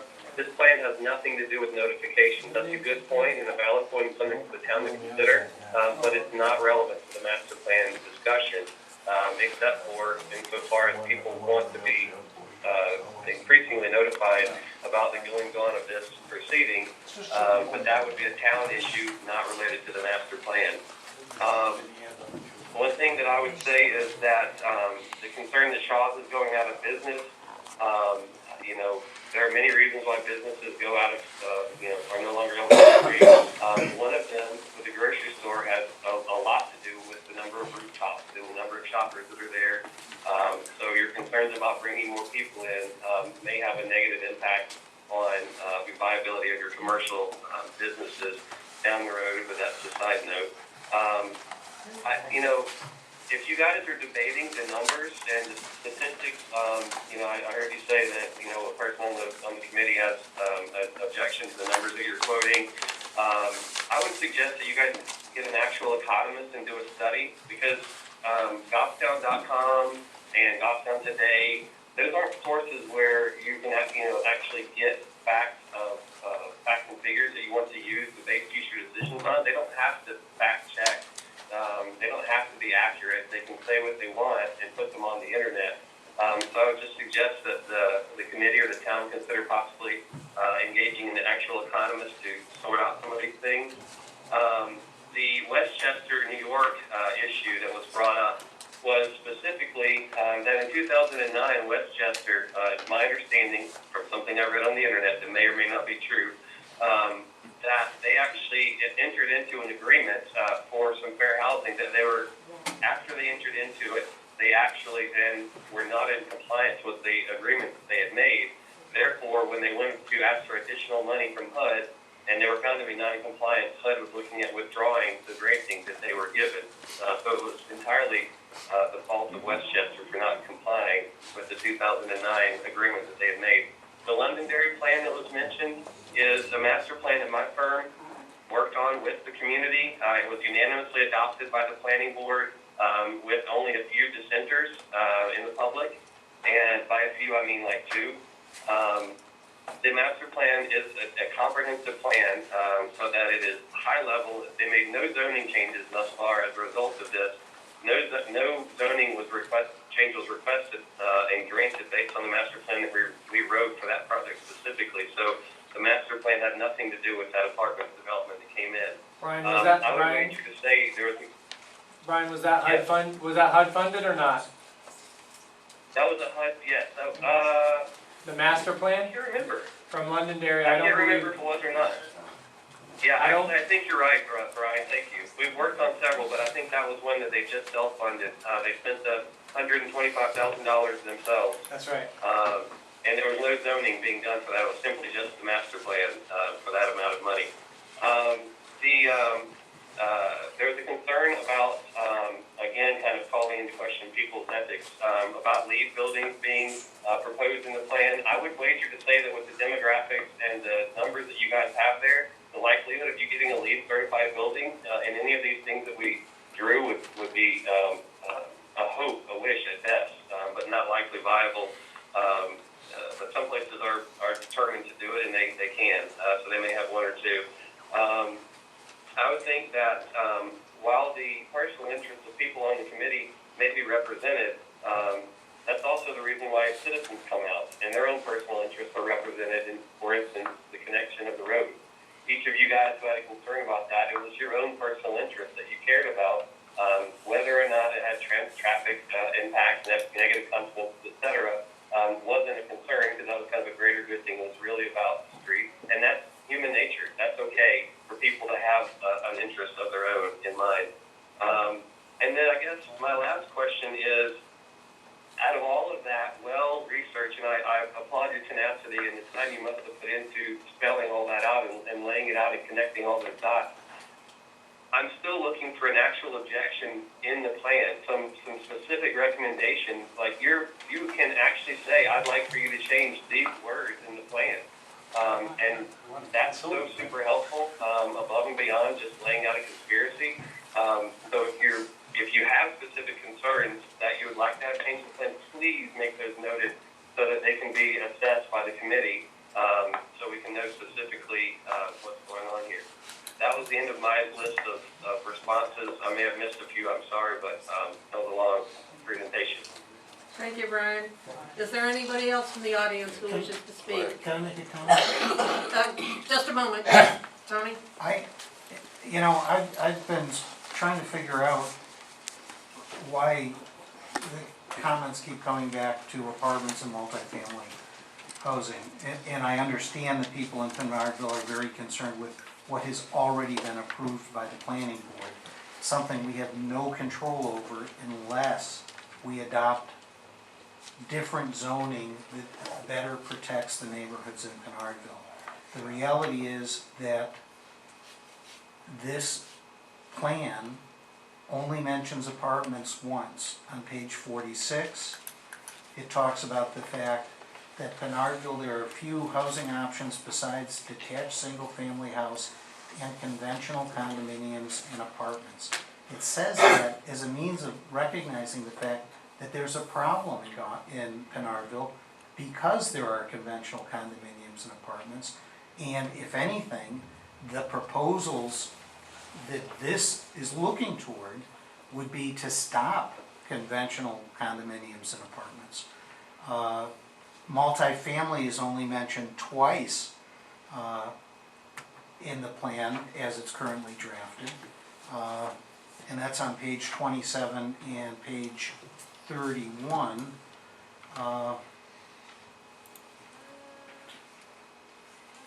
Where it says the same thing in both spots. It says, study the feasibility and justify decreasing parking requirements and increasing shared parking for multifamily, mixed use, and non-residential properties. Which of course is really an attempt to limit and better control traffic situations. The reality is that this committee has made it clear, irrespective of what people's initial reaction was to the initial draft of this plan, which did not come from the committee, but the committee has made it clear in the common vision on page 18 that Pinardville residents, and that means us as a committee drafting this report, are committed to protecting existing neighborhoods. It also says on page 21, where we talk about the guiding principles, we've made it clear that our goal is to remove barriers to quality development while protecting property rights, preserving the affordability of housing, and maintaining safe neighborhood cores. We have, in many places here, made it clear that Pinardville provides affordable housing and safe child-friendly neighborhoods. That's the housing stock we're looking to protect here. That same concept goes forward on page 27 and page 33 of the plan as drafted. Specifically stating the goal of preserving and protecting the residential neighborhoods that abut Mast Road in an area such as Moose Club Park and Rockland, where affordable and safe residential alternatives are available and need to be maintained. So anyone who has the sense that the goal or the agenda of this plan is more apartments has it exactly wrong. It's 180 degrees apart from that. And it's very frustrating that concept doesn't come through as I think it should come through. Well, then wouldn't it help us to have a copy of the zoning along with this? We're talking about setting That the would show it. goals that we then look at the zoning. If we can agree here that our goal is to protect these neighborhoods, when we look at the zoning, we're gonna focus on this goal. That's what I'm saying, we show that then. Yeah, we can't, Yes. unfortunately, we can't do it all at once. Yeah. By statute, you need to have a master plan before you have a zoning ordinance. And the reality is that those things, to some extent, are being brought together, and they will be, but our work isn't even half completed yet when we approve this plan, because we really need to focus on the zoning ordinance. And what we're telling the public today, and what we've consistently told them, that our goal as a group is to preserve and protect the residential neighborhoods. Which we'll continue to do when we start working on the code. Right. Tack on to the end of that. What can happen if you don't have a plan is you don't preserve the neighborhood. You don't preserve what we have. So by putting together a plan, it's the emphasis of what everybody would like to have for the community. If the zoning ordinance continues to get layers and layers and layers on it, it becomes a non-effective document that then creates a free-for-all. You have property owners doing what they would like to do because they can find holes in the code or find areas of the code that appeal to what they'd like to do. If you have a more cohesive, smart code that reflects what the community would like, then everybody involved can then turn to that plan and say, no, you cannot do that, and this is what we'd like you to do because this is what we've all agreed to do. And we are getting pretty close to that concerning area where the zoning ordinance becomes somewhat ineffective. So. We can stop this process, and we can stop discussion on smart code. And the reality is that then the residents of Pinardville will have to live with the ordinance that's there. The ordinance that brings them the apartment buildings they see in Manchester, the apartment projects they see at Shaw's and Moose Club Park, the car washes that they're facing on Mass Road. Our goal is to control, if not completely eliminate those things. And that's, I have some degree of frustration as a result. Point of order, Madam Chair. May I make a point of order? Yes, sir. This is really unprecedented. I'm Representative John Burt, Bay Street. This is really unprecedented to have open comment and to have somebody, a gentleman from Tennessee, respond to an open comment for, I think it was 18 minutes. And then to have the board to go back and forth and ignore the public comment when we're in the public comment session. So you'll have to close, I believe, you'll have to close the public comment in order to continue the way you guys are doing. I was about to go back to the public, Mr. Burt. Thank you, Madam Chair. Thank you for that. Mr. Benner, I think you were next. Good evening, everybody.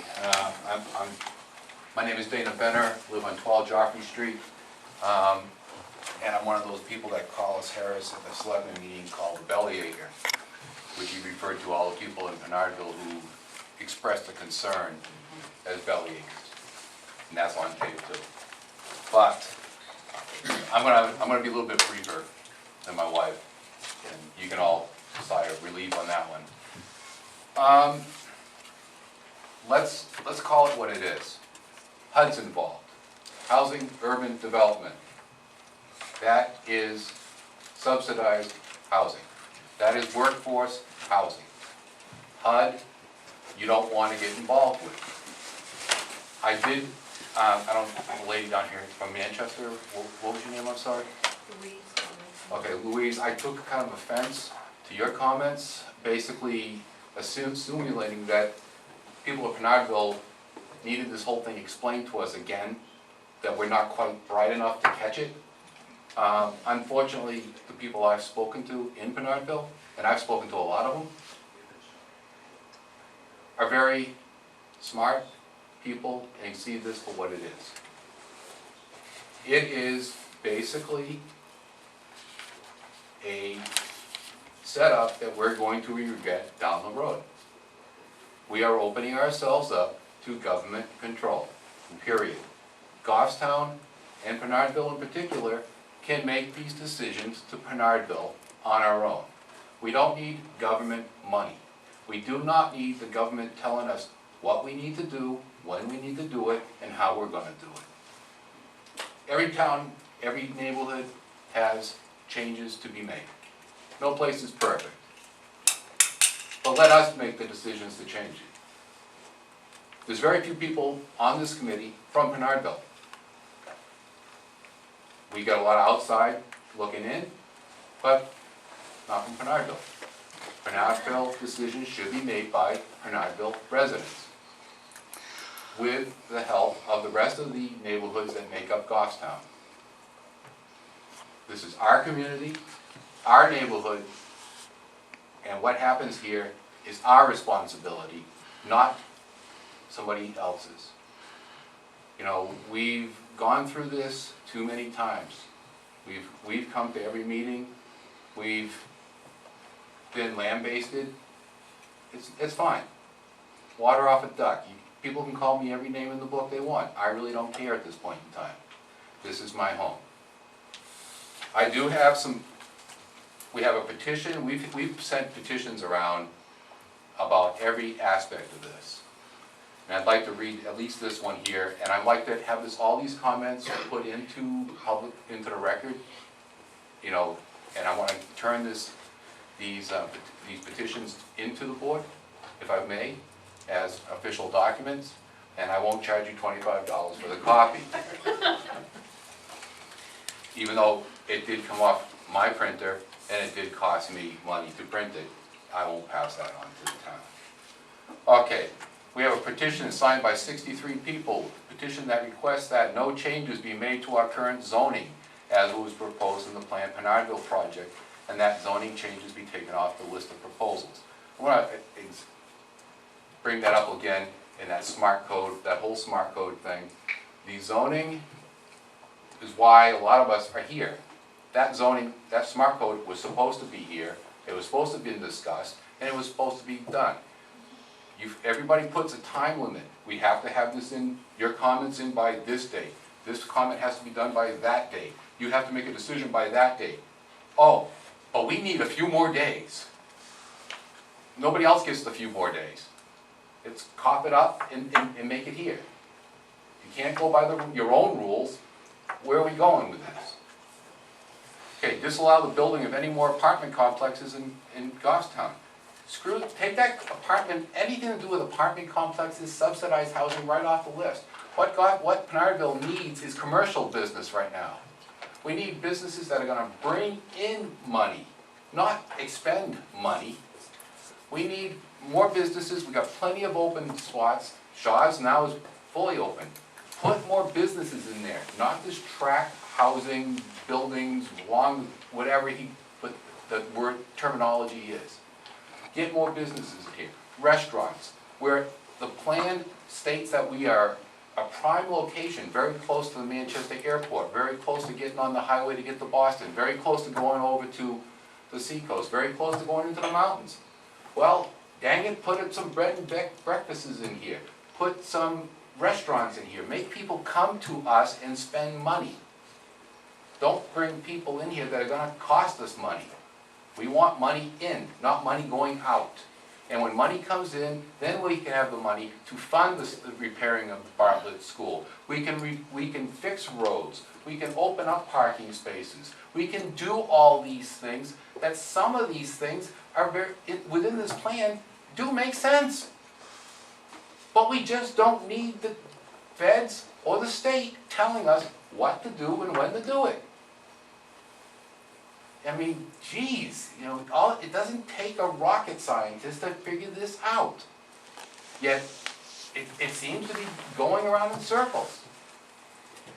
This petition also petitions to always be advised in writing. That's already been addressed. And it's been signed by 63 people, which I will present to the board for your perusal. We have another one that says, say no to Planned Pinardville, no apartment complexes, basically no zoning changes. It basically says the exact same thing. Yeah, and these other ones have too. There's been a lot of comments coming in. Thank you, Brian, for keeping us on that email list. We're receiving everything that we're supposed to be receiving.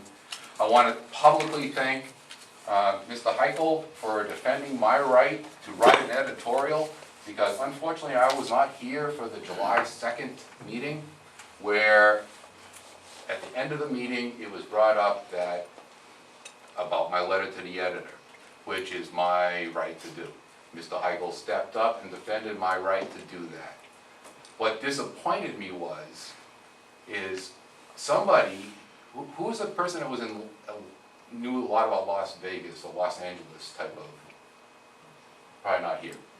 Anyway, he made the statement that my letter was slanderous. It wasn't slander.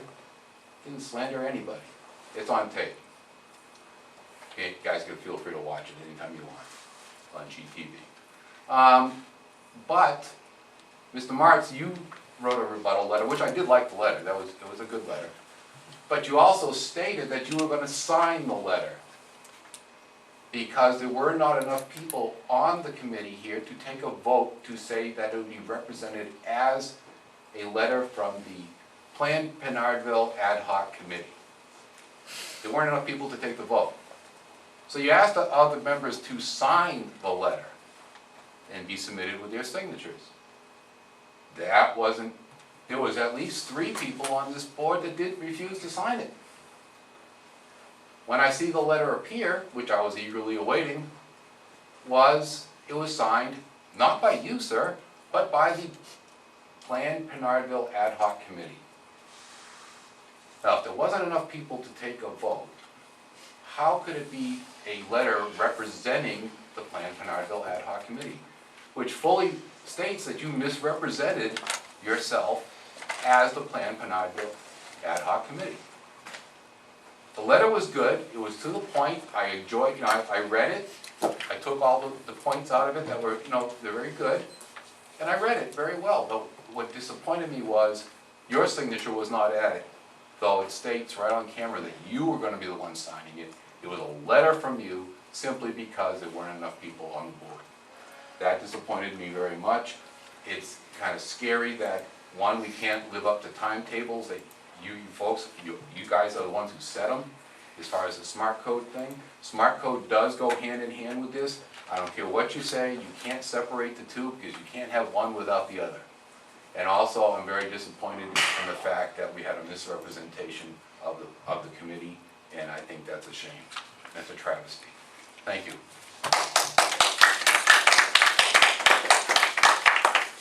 Who else would like to speak?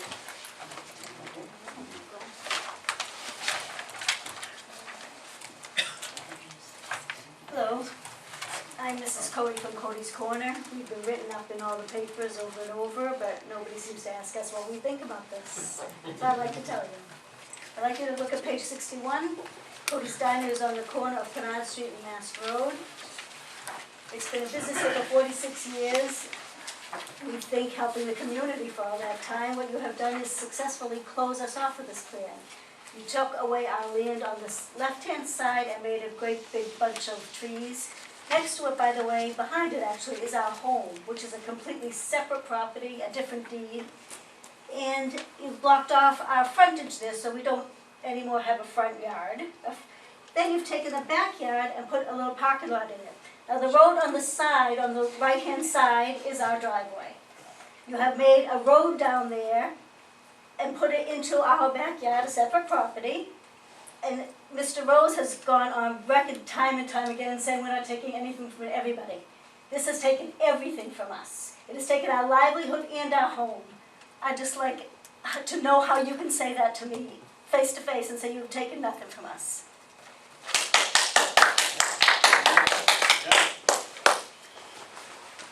As was brought up before, I'm not really supposed to respond, I don't think. Correct. And I don't know. We have asked you privately and got no answer as well. I'd like that on record as well. We have asked more than once. I mean, I know we're not the only people. I see this road going behind other people's yards, but personally, I think we're, I mean, a little outrageous here. This is completely infeasible. We have no intention of giving up everything to Goffstown. And unless you want to buy it, this is completely unfeasible. And I'd like to say also, we are for sale, and this has completely destroyed our chances of selling this property. Nobody wants to buy it with this plan out there on the internet. Nobody. That's all I have to say. Although I would like to know where the public is going to get to see the smart code. Yeah. That has not been said once here. You might get to see it Monday. When will we get to see it? After the comments are not allowed anymore, that's when. Comments end August 17th. Thank you. Donna?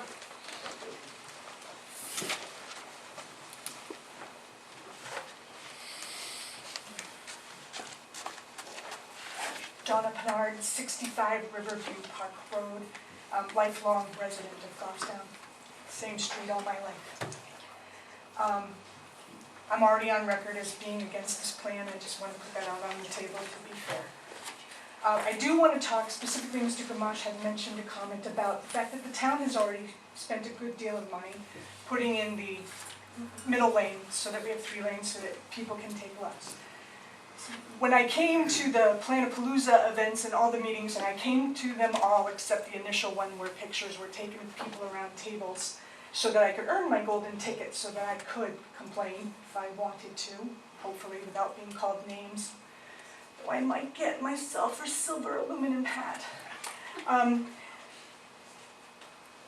bought a bicycle. My husband and I just recently, going to get into that. And I'm a fat girl. And I've driven my bicycle down Mast Road and I did not feel any fear. I did not feel unsafe.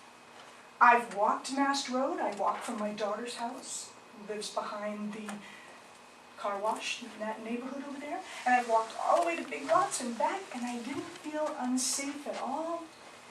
I like Pinardville the way it is. I don't necessarily want it to change, other than to make zoning as easy as possible for businesses to come in. So when we talk in the smart code about let's have a certain facade that we want on buildings that will fit with Pinardville, that's all fine and good, but if that deters the business from coming in to do business because they don't want to put the extra money in to put the facade that we're going to put in the code, then I don't want that in the code. I don't want the code. I like it the way it is. Let's go with the zoning laws that we've had. Let's go with the planning board and the zoning committee that we have. I don't think the sky is falling and that we need to, tomorrow all the apartment buildings will come up unless we get a code that keeps it all safe. I don't think that's going to happen. I took my bicycle on vacation and I drove down the streets in Maine and I was scared to death. Pinardville does not have a problem. Please stop saying the sky is falling and we need to change it. I understand the selectmen took this grant because they felt like we have the Mass Road project and Pinardville always feels left out. Okay, we formed the committee, we've talked about it, we've got the ideas now, they're all conceptual. I also am a little offended by the fact that I understand zoning can be difficult, but I'm not stupid. And as a teacher, I teach my students that if you want to know something you don't know, you research it, give it to me. I'll find people who know what I don't know, and I'll ask them questions. But don't give it to me at the last minute with a deadline that I have to all of a sudden go and find my people to interpret what I want interpreted so I can then understand it. I'm not stupid. Just give it to me, and I'll find whoever I need to find to explain what I don't understand. It's not unsafe. Pinardville is fine. We don't want it. For those who are on the committee that are already gung-ho and sold, that's fine. For those of you that may be swayed not to recommend this to the planning board, then I ask you to please take into account the fact that the people who take the time to come and sit here and give up their time do not want it. Thank you. Thank you. Mr. Burt?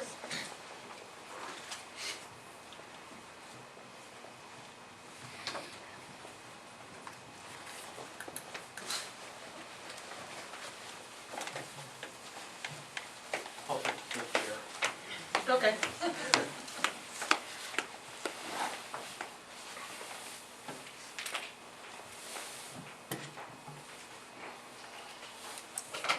State your name again, please.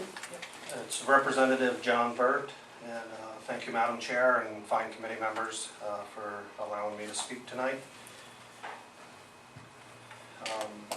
I do, according to the census, I do represent about 3,757 people as a state rep, and a tremendous amount of people have called me. I have just never received so many calls on a subject so concerning to citizens, and they are asking me to put in legislation which is allowed in September to try to stop some of this stuff like other states have done, and I am currently looking at that. So if I may have just an extra minute, I'd appreciate that, Madam Chair. Nick Capisano, Selectman Capisano, said it really good one time. The town was going to try to raise the speed limit, or lower the speed limit, have one speed limit throughout the town. And, I know I'm not going to quote him exactly, but I would like to try. There was about 35, 37 people that showed up that night. And he is absolutely right. He said to get people to come out, and this many people, because a lot of people are scared to come and talk to the government. And bottom line, you guys are government. They are just scared to come here. So to get that many people, as well as this many people behind us, he said they would make sure they took that under consideration. And they did. They killed the 30-mile-an-hour speed limit. They listened to the people. And that is what true government should do. Also with Brian down in Tennessee, I call him Brian, Tennessee. You know, to talk about Goffstown Today and, or, today.com and other online news media as possible untrustworthy. If I can point out one thing, you know, and he says he'd never lie, I'm sure the guy's a nice guy. I mean, I've met him, he is a nice guy. I'm sure he has his heart in the right spot, but he lives in Tennessee. We live in Pinardville, Goffstown, New Hampshire. There's a big difference here. So when he says that, you know, the government, basically, he says the government would never lie. Well, if I could point out, you know, do you think HUD will tell the truth? You know, there's been Godsey, the IRS spying on Republicans and many other groups, the AP press. They listen to our cell phones. You know, Snowden, they want to hang him. I think he's a hero. There's Fast and Furious, where we're giving the cartel guns to bring back and kill our own people. You know, so, you know, to be honest, I have very little trust, and I think the people behind me and a lot of other people that are scared to come in here don't trust the government very much. So again, that's another issue. And Brian, I do want to thank you. I really think Brian has done a great job, and I want to commend him for that, because whenever he says a word or he says something that really is factual, it's true, and you know, he's doing a good job. One time he said crime. Well, I can't remember the board member, but you know, they stroked out. They said, "Oh my God, don't say that word. They'll turn people away. You know, we can't say crime." Well, this plan will bring new crime. The other one is the smart vote. You know, how can you vote on something if you haven't even seen it? I mean, you might as well go down to Washington and vote for Obamacare, because that's what they did. They just passed it along. They never even read the damn thing. And now we're doing it here on a local level. You know, that's very concerning. And on page 71, I was just looking through the paper real quick. You know, it says row housing, sustainable design, mixed use development. That's on another page. I mean, that's all, you know, just it just smacks of it. And a big one that I really want to point out is a lot of people that called me said this. Why is the government, the federal government, and a gentleman from Tennessee up here pushing their agenda when we can do every bit of it locally? Every bit of it can be done right on the planning board and zoning. They do it every week. They make variances and they say, yeah, you can do this, or no, we can't.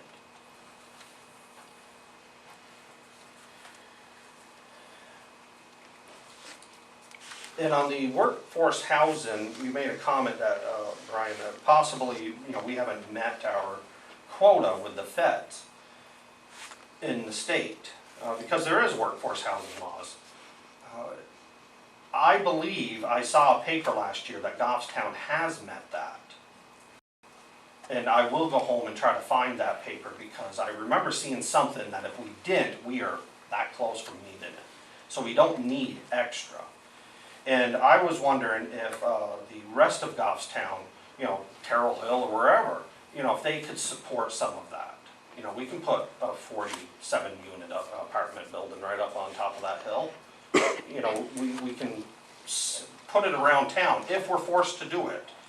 Bottom line, I say if we are forced and it comes from the feds, I'd tell them to kiss off and tell them that we'll take the 10th Amendment and we'll secede from the nation, which I think we, you know, should look into that with the federal mandates that we have and that they're trying to force down onto us. And then also, this is my last, is Brian said, you know, Tennessee said, you know, give us an example, give us something to work with that you want. And I said, oh, I got it right here on my list. You probably know that I'm against this. If you want me to even look at it, put this in the plan. Put in that there'll be no, zero eminent domain.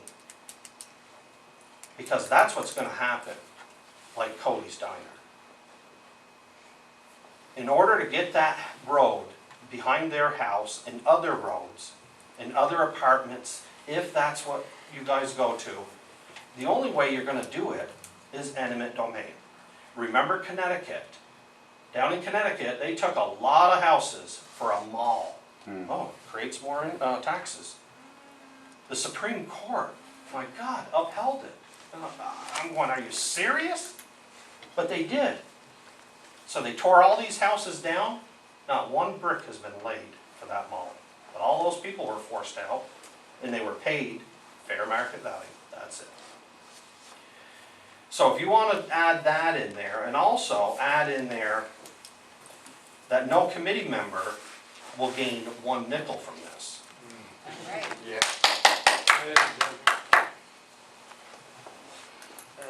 And also add in there that Goffstown, the village, will share. If we're forced to take one workforce housing, Goffstown, the village, gets the next one.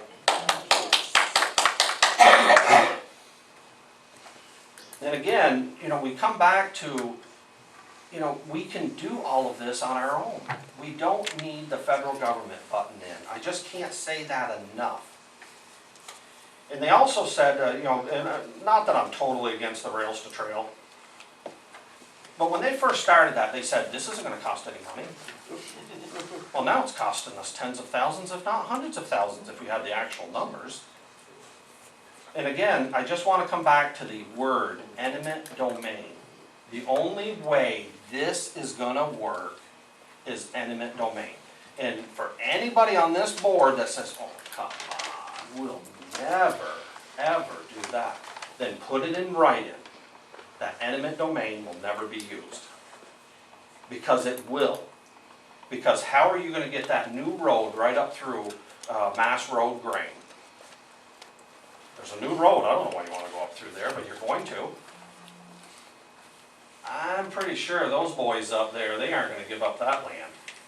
Well, the only way you're going to get it is eminent domain. That's where you're going to get a lot of this stuff. Pizza Hut? I like going to Pizza Hut. Well, according to the map, it possibly could be disappearing. Put in this fancy, whatever it is, the apartments with the businesses, alleged businesses on the bottom. But once you build it, you can put apartments down on the bottom once it's a done deal. See, that's the problem, is once this is in. And then I see a road through McDonald's. I don't know where you guys are going to put McDonald's. Again, you're interrupting a lot of private businesses. And according to your maps, it is housing that you're putting in. So you can say it's not, but it is. And again, I come back to that word, eminent domain. That's the only way you're going to do it. And I am totally against any of that. Thank you.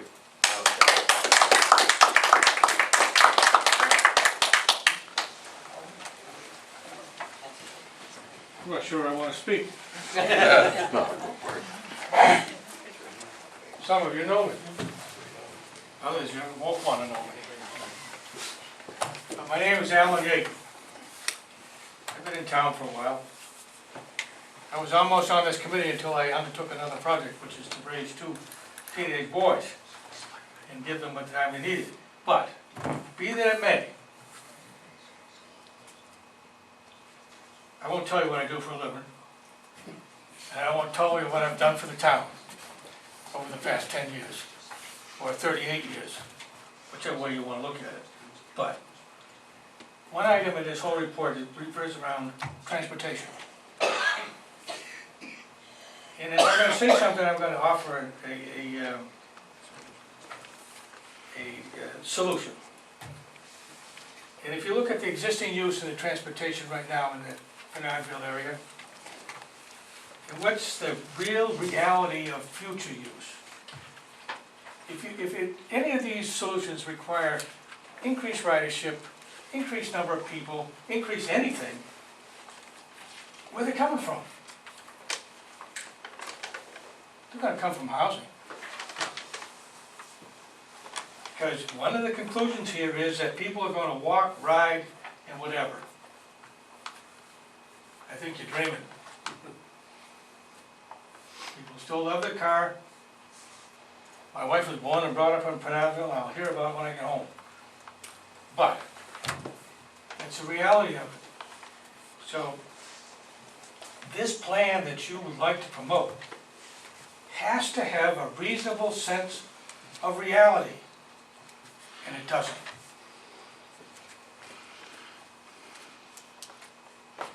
There are some aspects of this, I'll call it a report, that do have a sense of reality.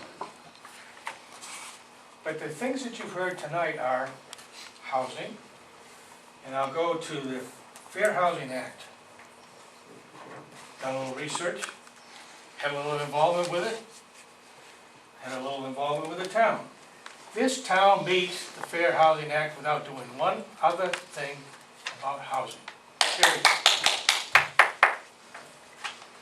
Workforce housing is a term given to, I'll call it cliche, to get housing projects approved.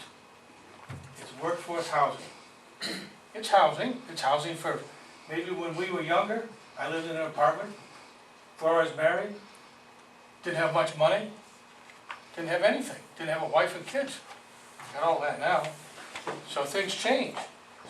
Those people have got to live someplace. And those are the people that you're going to train to live in a Pinardville that changes it for the future. It's not me. I'm too old to do that. You know. Turning lanes. I love this one. So I'm going to propose putting a bike path in the middle of Mass Road. You have got to be kidding me. I'm riding my bike and I want to make a left turn to go over to McDonald's. What am I doing? I'm praying that the guy behind me doesn't hit me when I cross in front of him. Because he's going that way and I'm making a left turn going into McDonald's. You've got to be kidding me. The sidewalks, I mean, I see people ride, I see people walk. When was the last time somebody was hit on a bicycle on Mass Road? By a car? 1978. Okay?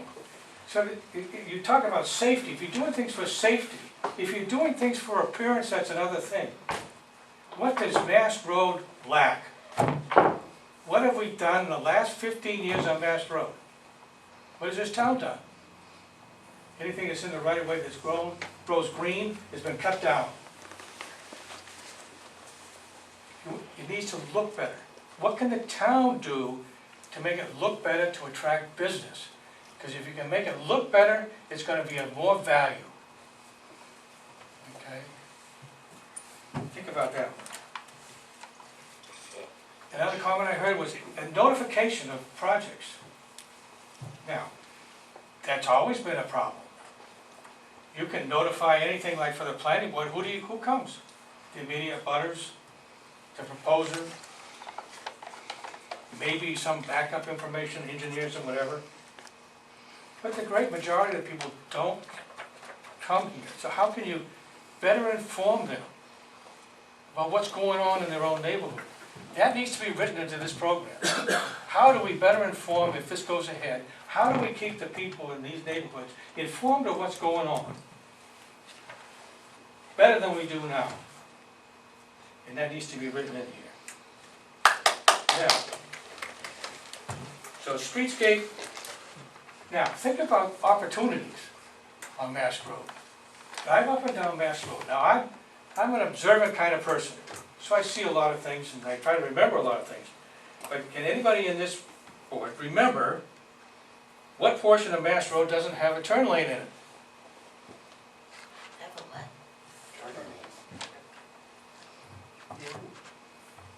There's your answer. Nobody knows.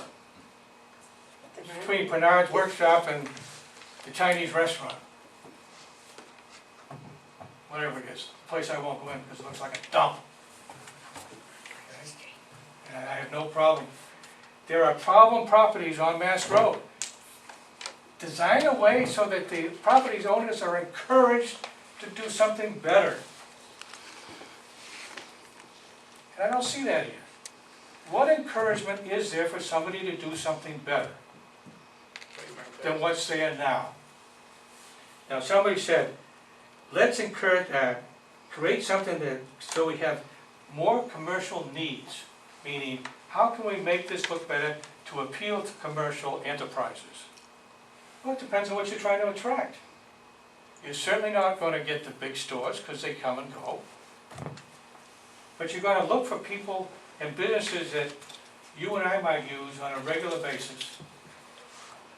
We go to the pharmacy, they have Rite Aid. So it's got to be something that people go to more often, because the button specialist or the stamp store, or unless they're specialty, they're going to have to draw from a much larger area. How do you attract stores and commercial enterprises that service a vast majority of the local community? I mean, what do you do? Think about, what do you do during your normal course of events? You have automobiles, you have cell phones, technological things that need repair and whatever. Food, certainly not entertainment. I don't know when there was ever a movie theater on Mass Road. Okay, but the thing is, there are some things you can do. This is the directions you can give. Now, there are 3 ways to do all this. There's the master plan. In this study, do not make it part of the master plan. I spent 7 years getting that thing signed in this town. It has to have a sense of reality to go into the master plan. This is not there yet. You've heard comments from the public. You're going to have to fine tune it. Listen to your consultant, okay? And just tell them, we don't think it's real. Don't be afraid to tell them you don't think it's real. It's not what Pinardville wants. He's being paid to guide you, not lead you. There's a difference. Guide means provide you with information that you can evaluate, judge, and utilize. So that's a master plan. And that can be put into it, whatever you do here can be put into the master plan by the planning board. That's the only group that can do that. I suggest it should be a standalone, utilized to modify 2 other areas. That's the site plan regulations. Now you can modify that with the planning board. There's a public hearings, but it's approved by the planning board as part of their design criteria and whatever that might be associated with things that go on in Pendiing. So that's one chapter that gets added to the design, to the site plan regulation, because that governs the use of any site. Then you have the zoning ordinance. Now that takes a town vote. Now that's going to be the tough one. How are you going to explain this to the voters? Not just the people who live in Pinardville, although they're the greatest affected, but how are you going to explain it well enough to the rest of the voters of this community to get a positive vote? I haven't heard one mention of that. Not one. Now, I personally have rewritten zoning ordinances.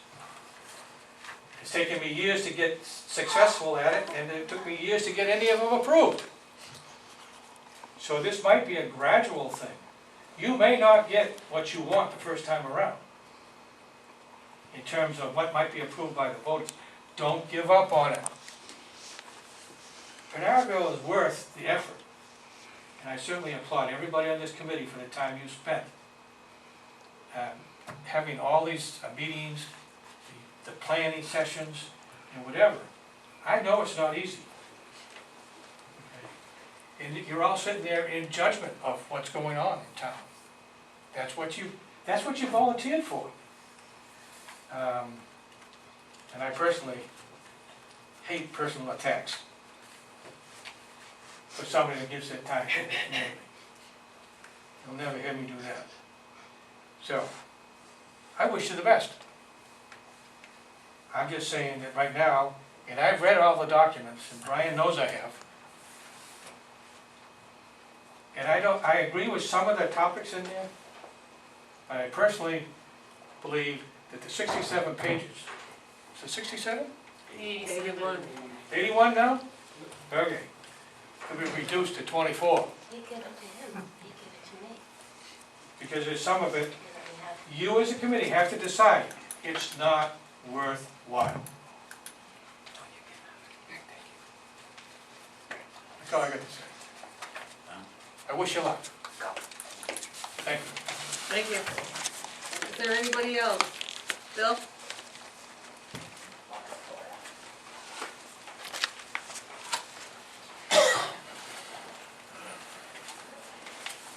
Do I get more than 3 minutes? The average is like 12. First state your name. Bill Wynn, 292 Mass Road, Goffstown, New Hampshire. Actually, I'm kind of glad all these speakers came up before me. I was anxious before, but you know what? I've heard so much around the gambit here that I gotta wonder if Goffstown's in failure.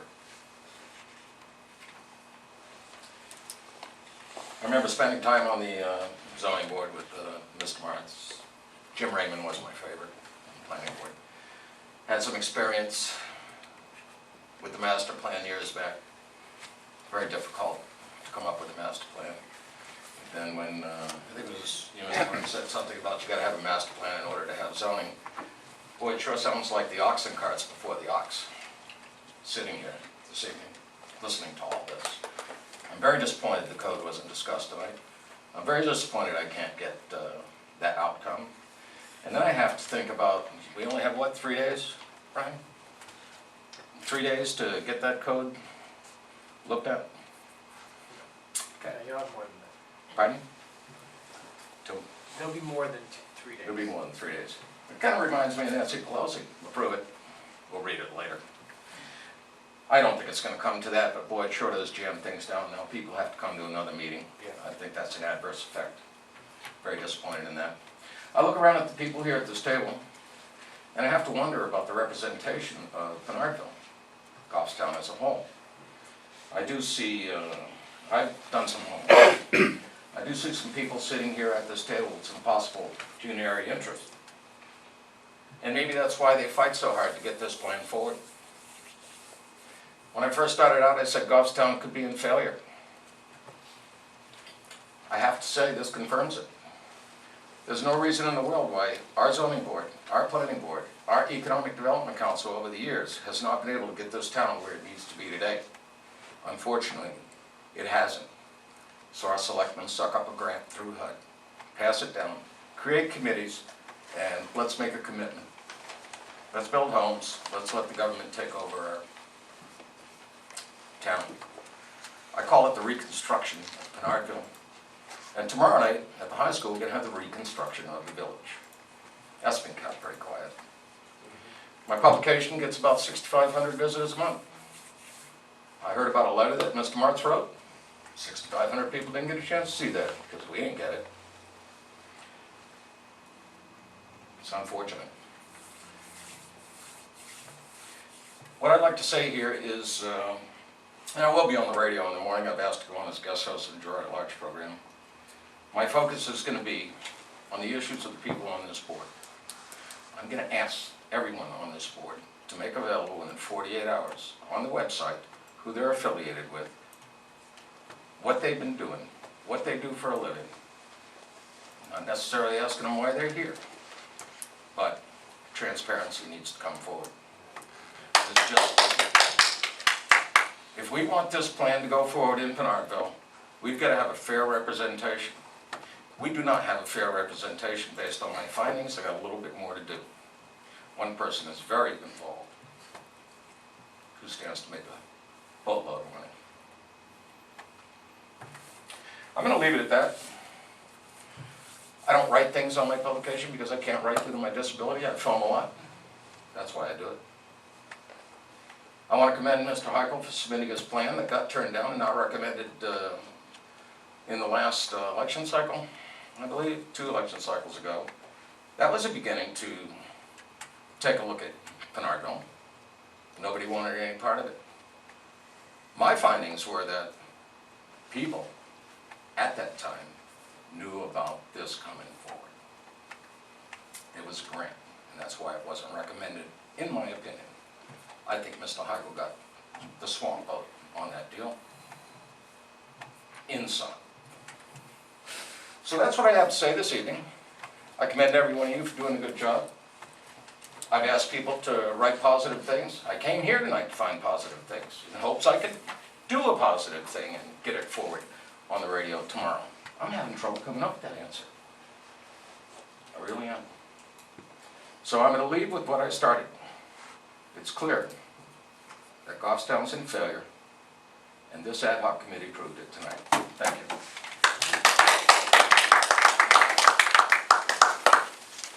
Mr. Yaden? Well, first, is there anybody else from the public who hasn't spoken who wishes to speak?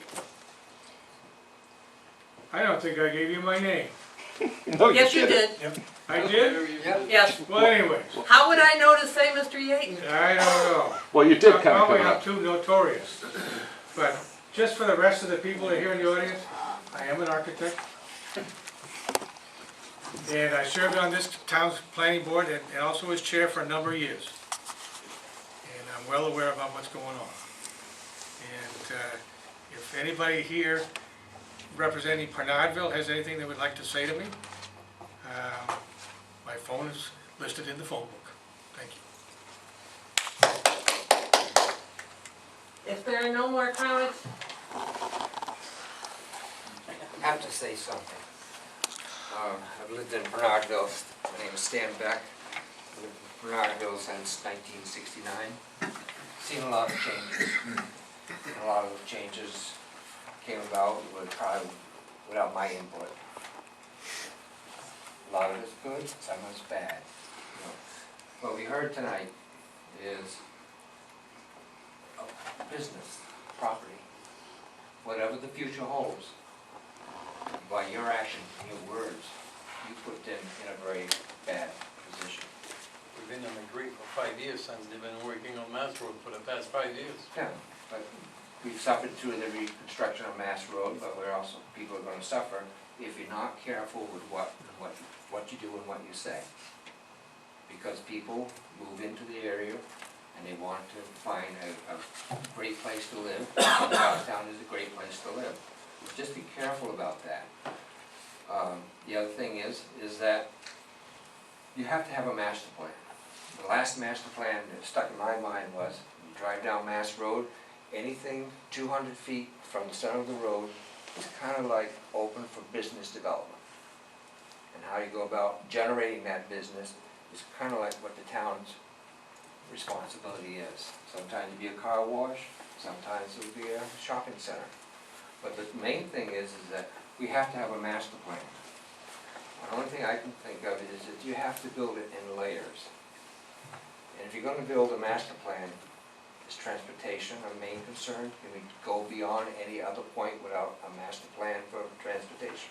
I'm talking about roads and people using their cars to get around.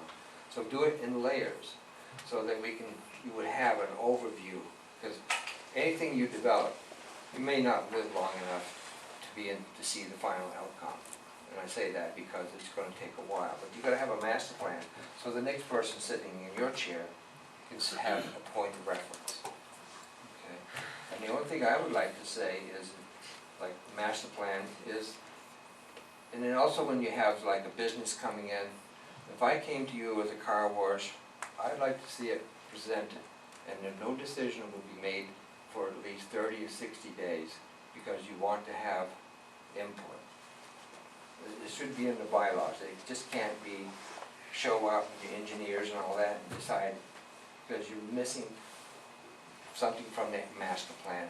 How is it going to affect the community? So you're going to have a longer period of time for input when you get the final proposal in place. Okay. I kind of like kick around. The only thing when you're talking about this master plan is that there isn't very many options about developing alternative transportation through Pinardville. Mass Road is it. And it's very difficult to expand it. But if there was a miracle way of diverting traffic away or making it such that people could loop through Pinardville and either go through the commercial section or just try to go through, you know. Some businesses would not want to see that because they rely on the traffic that goes through every day. But like one of the things, I didn't go to the planned Pinardville meeting, but I'm thinking Bartlett School is outgrowing its need, you know, its location. You know, you've got 35 acres sitting on Bartlett Corner, which is Danny Plummer Road. Why wouldn't you build a school there and then sell the school and let businesses go in there? You know, or housing, whatever. So all I'm asking is that make a master plan, do it in layers, and then let's just work at it one layer at a time. Thank you.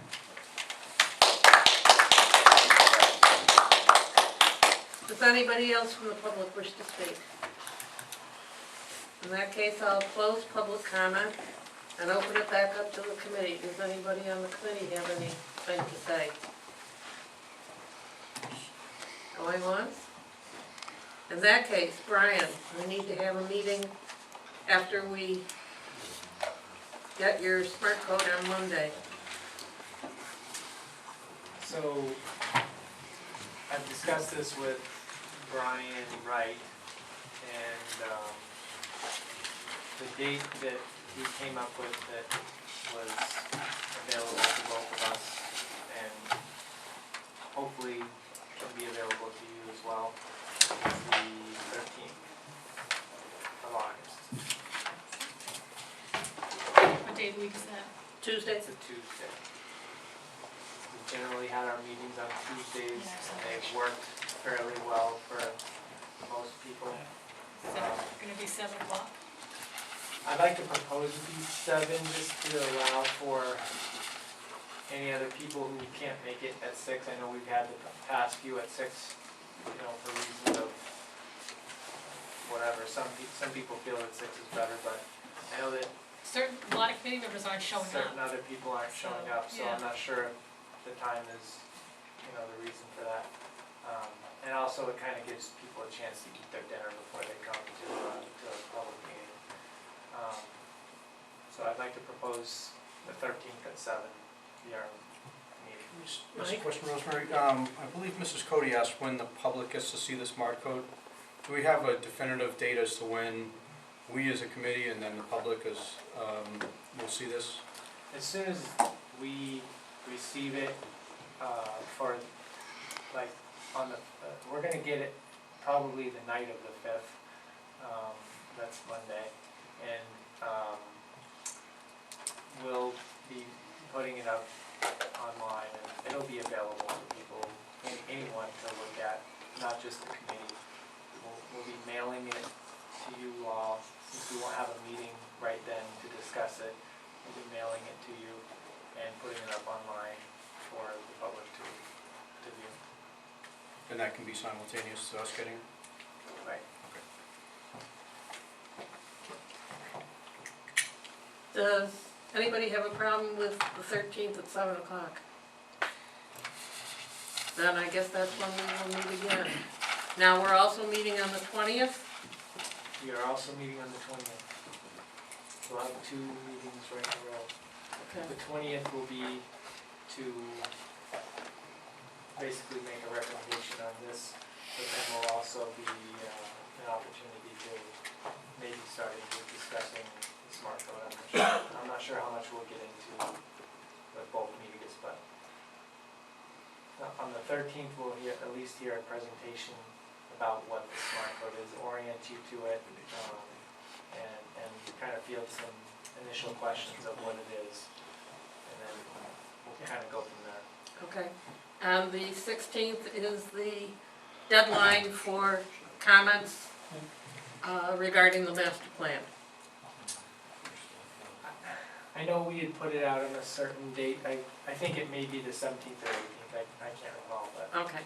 All right, so. No. If it goes past that, I'm not too worried, because honestly, comments could still even be given at the planning board level, you know, a month from then too. So, you know, if someone comes into the planning board public hearing and wants to say something, there's a public hearing there, and they're gonna be able to say that, and the planning board will consider that. So even if there's additional comments that come in after that, I mean, we'd still welcome your comments to be submitted. Okay. Yes, Brad? Just curious, the 8:20 meeting, what is the, you don't have to outline the whole thing, but what's the agenda for that meeting? In terms of how we're addressing a final plan, final draft, is there comments gonna be inserted into a document that we gotta review, or what's the plan for that? Yeah, is it gonna be like the July 2nd meeting, or? Well, any comments or concerns from committee members or from community members that, come in during this time, we're gonna be considering and, making changes as best we can, to the document, and then we'll be providing you with whatever changes are recommended and made, and then asking you for, a recommendation vote, whether or not it's, Are those gonna be, something you'll support to go to the planning board. comments gonna be like a separate list of them or something that we can, we review beforehand, or will they be flagged into the plan itself, like we did ourselves, or what is your anticipation? I mean, we're gonna be having the last day of the public comment all the way up until, so I don't know if I can get you beforehand it'll only be a few days before when that public comment period ends. I don't know if it makes sense just to grab them all, put them into a page, and then we have it in hand when we're there or something, I don't know. Yeah, I'll Just try trying to- to get a feel for how to be prepared for the meeting, that's all. I'll try to make it somehow succinctly understandable as to what changes may have been made, so that when we're in our meeting, you'll understand, this is what we did. You're anticipating making some changes to the plan with them? Because the timing, I don't know. I have received at least some constructive criticism, Okay. to make some changes, so I do anticipate making some, yes. Okay, well, the point is to review those and settle on what we want to go ahead with, okay. Can I follow up on that? Are we gonna have an example of what the zoning is now currently and what the recommendations are, right? So we'll have, because I don't know what the zoning is on Master right now. Well, I think we're talking about the plan. Yeah, 8:20 is for the plan, Okay, I'm sorry. but I assume the smart code is on a different track. Yeah, that'll be on a later track. So the 13th is for The 13th is to introduce you Zoning. to the zone. zoning, and then 20th. But then we're gonna overlap and go Oh, back okay. to the plan on the Gotcha. 20th. Gotcha. But for the 13th, do we get a synopsis of what the zoning, the existing is, to side by side it? That's not really the way it's set up. I don't know how easy that would be to go through that. I mean, I can do it myself, and I'm sure all of us Yeah, it'd in be the room helpful. can. It's just, it's easier if we have something where we can say, the Ice House District currently is this, or this is currently allowed, and this is what the key change is. I don't know. Well, that would be good. That would be Well, a very map would good. Yes, show, we would want just that. the zoning map, the standard zoning map give you an indication? Um, As far as putting out, I mean, you can't put out the, Yeah, obviously you have to the- put out the zoning code. The zoning map itself. The map itself would give you an indication Do anyway. with those definitions and the Yeah, map. I'm not gonna be able to put like our current, because it's not gonna be exactly the same setup, so that's gonna be very difficult for us to try to, integrate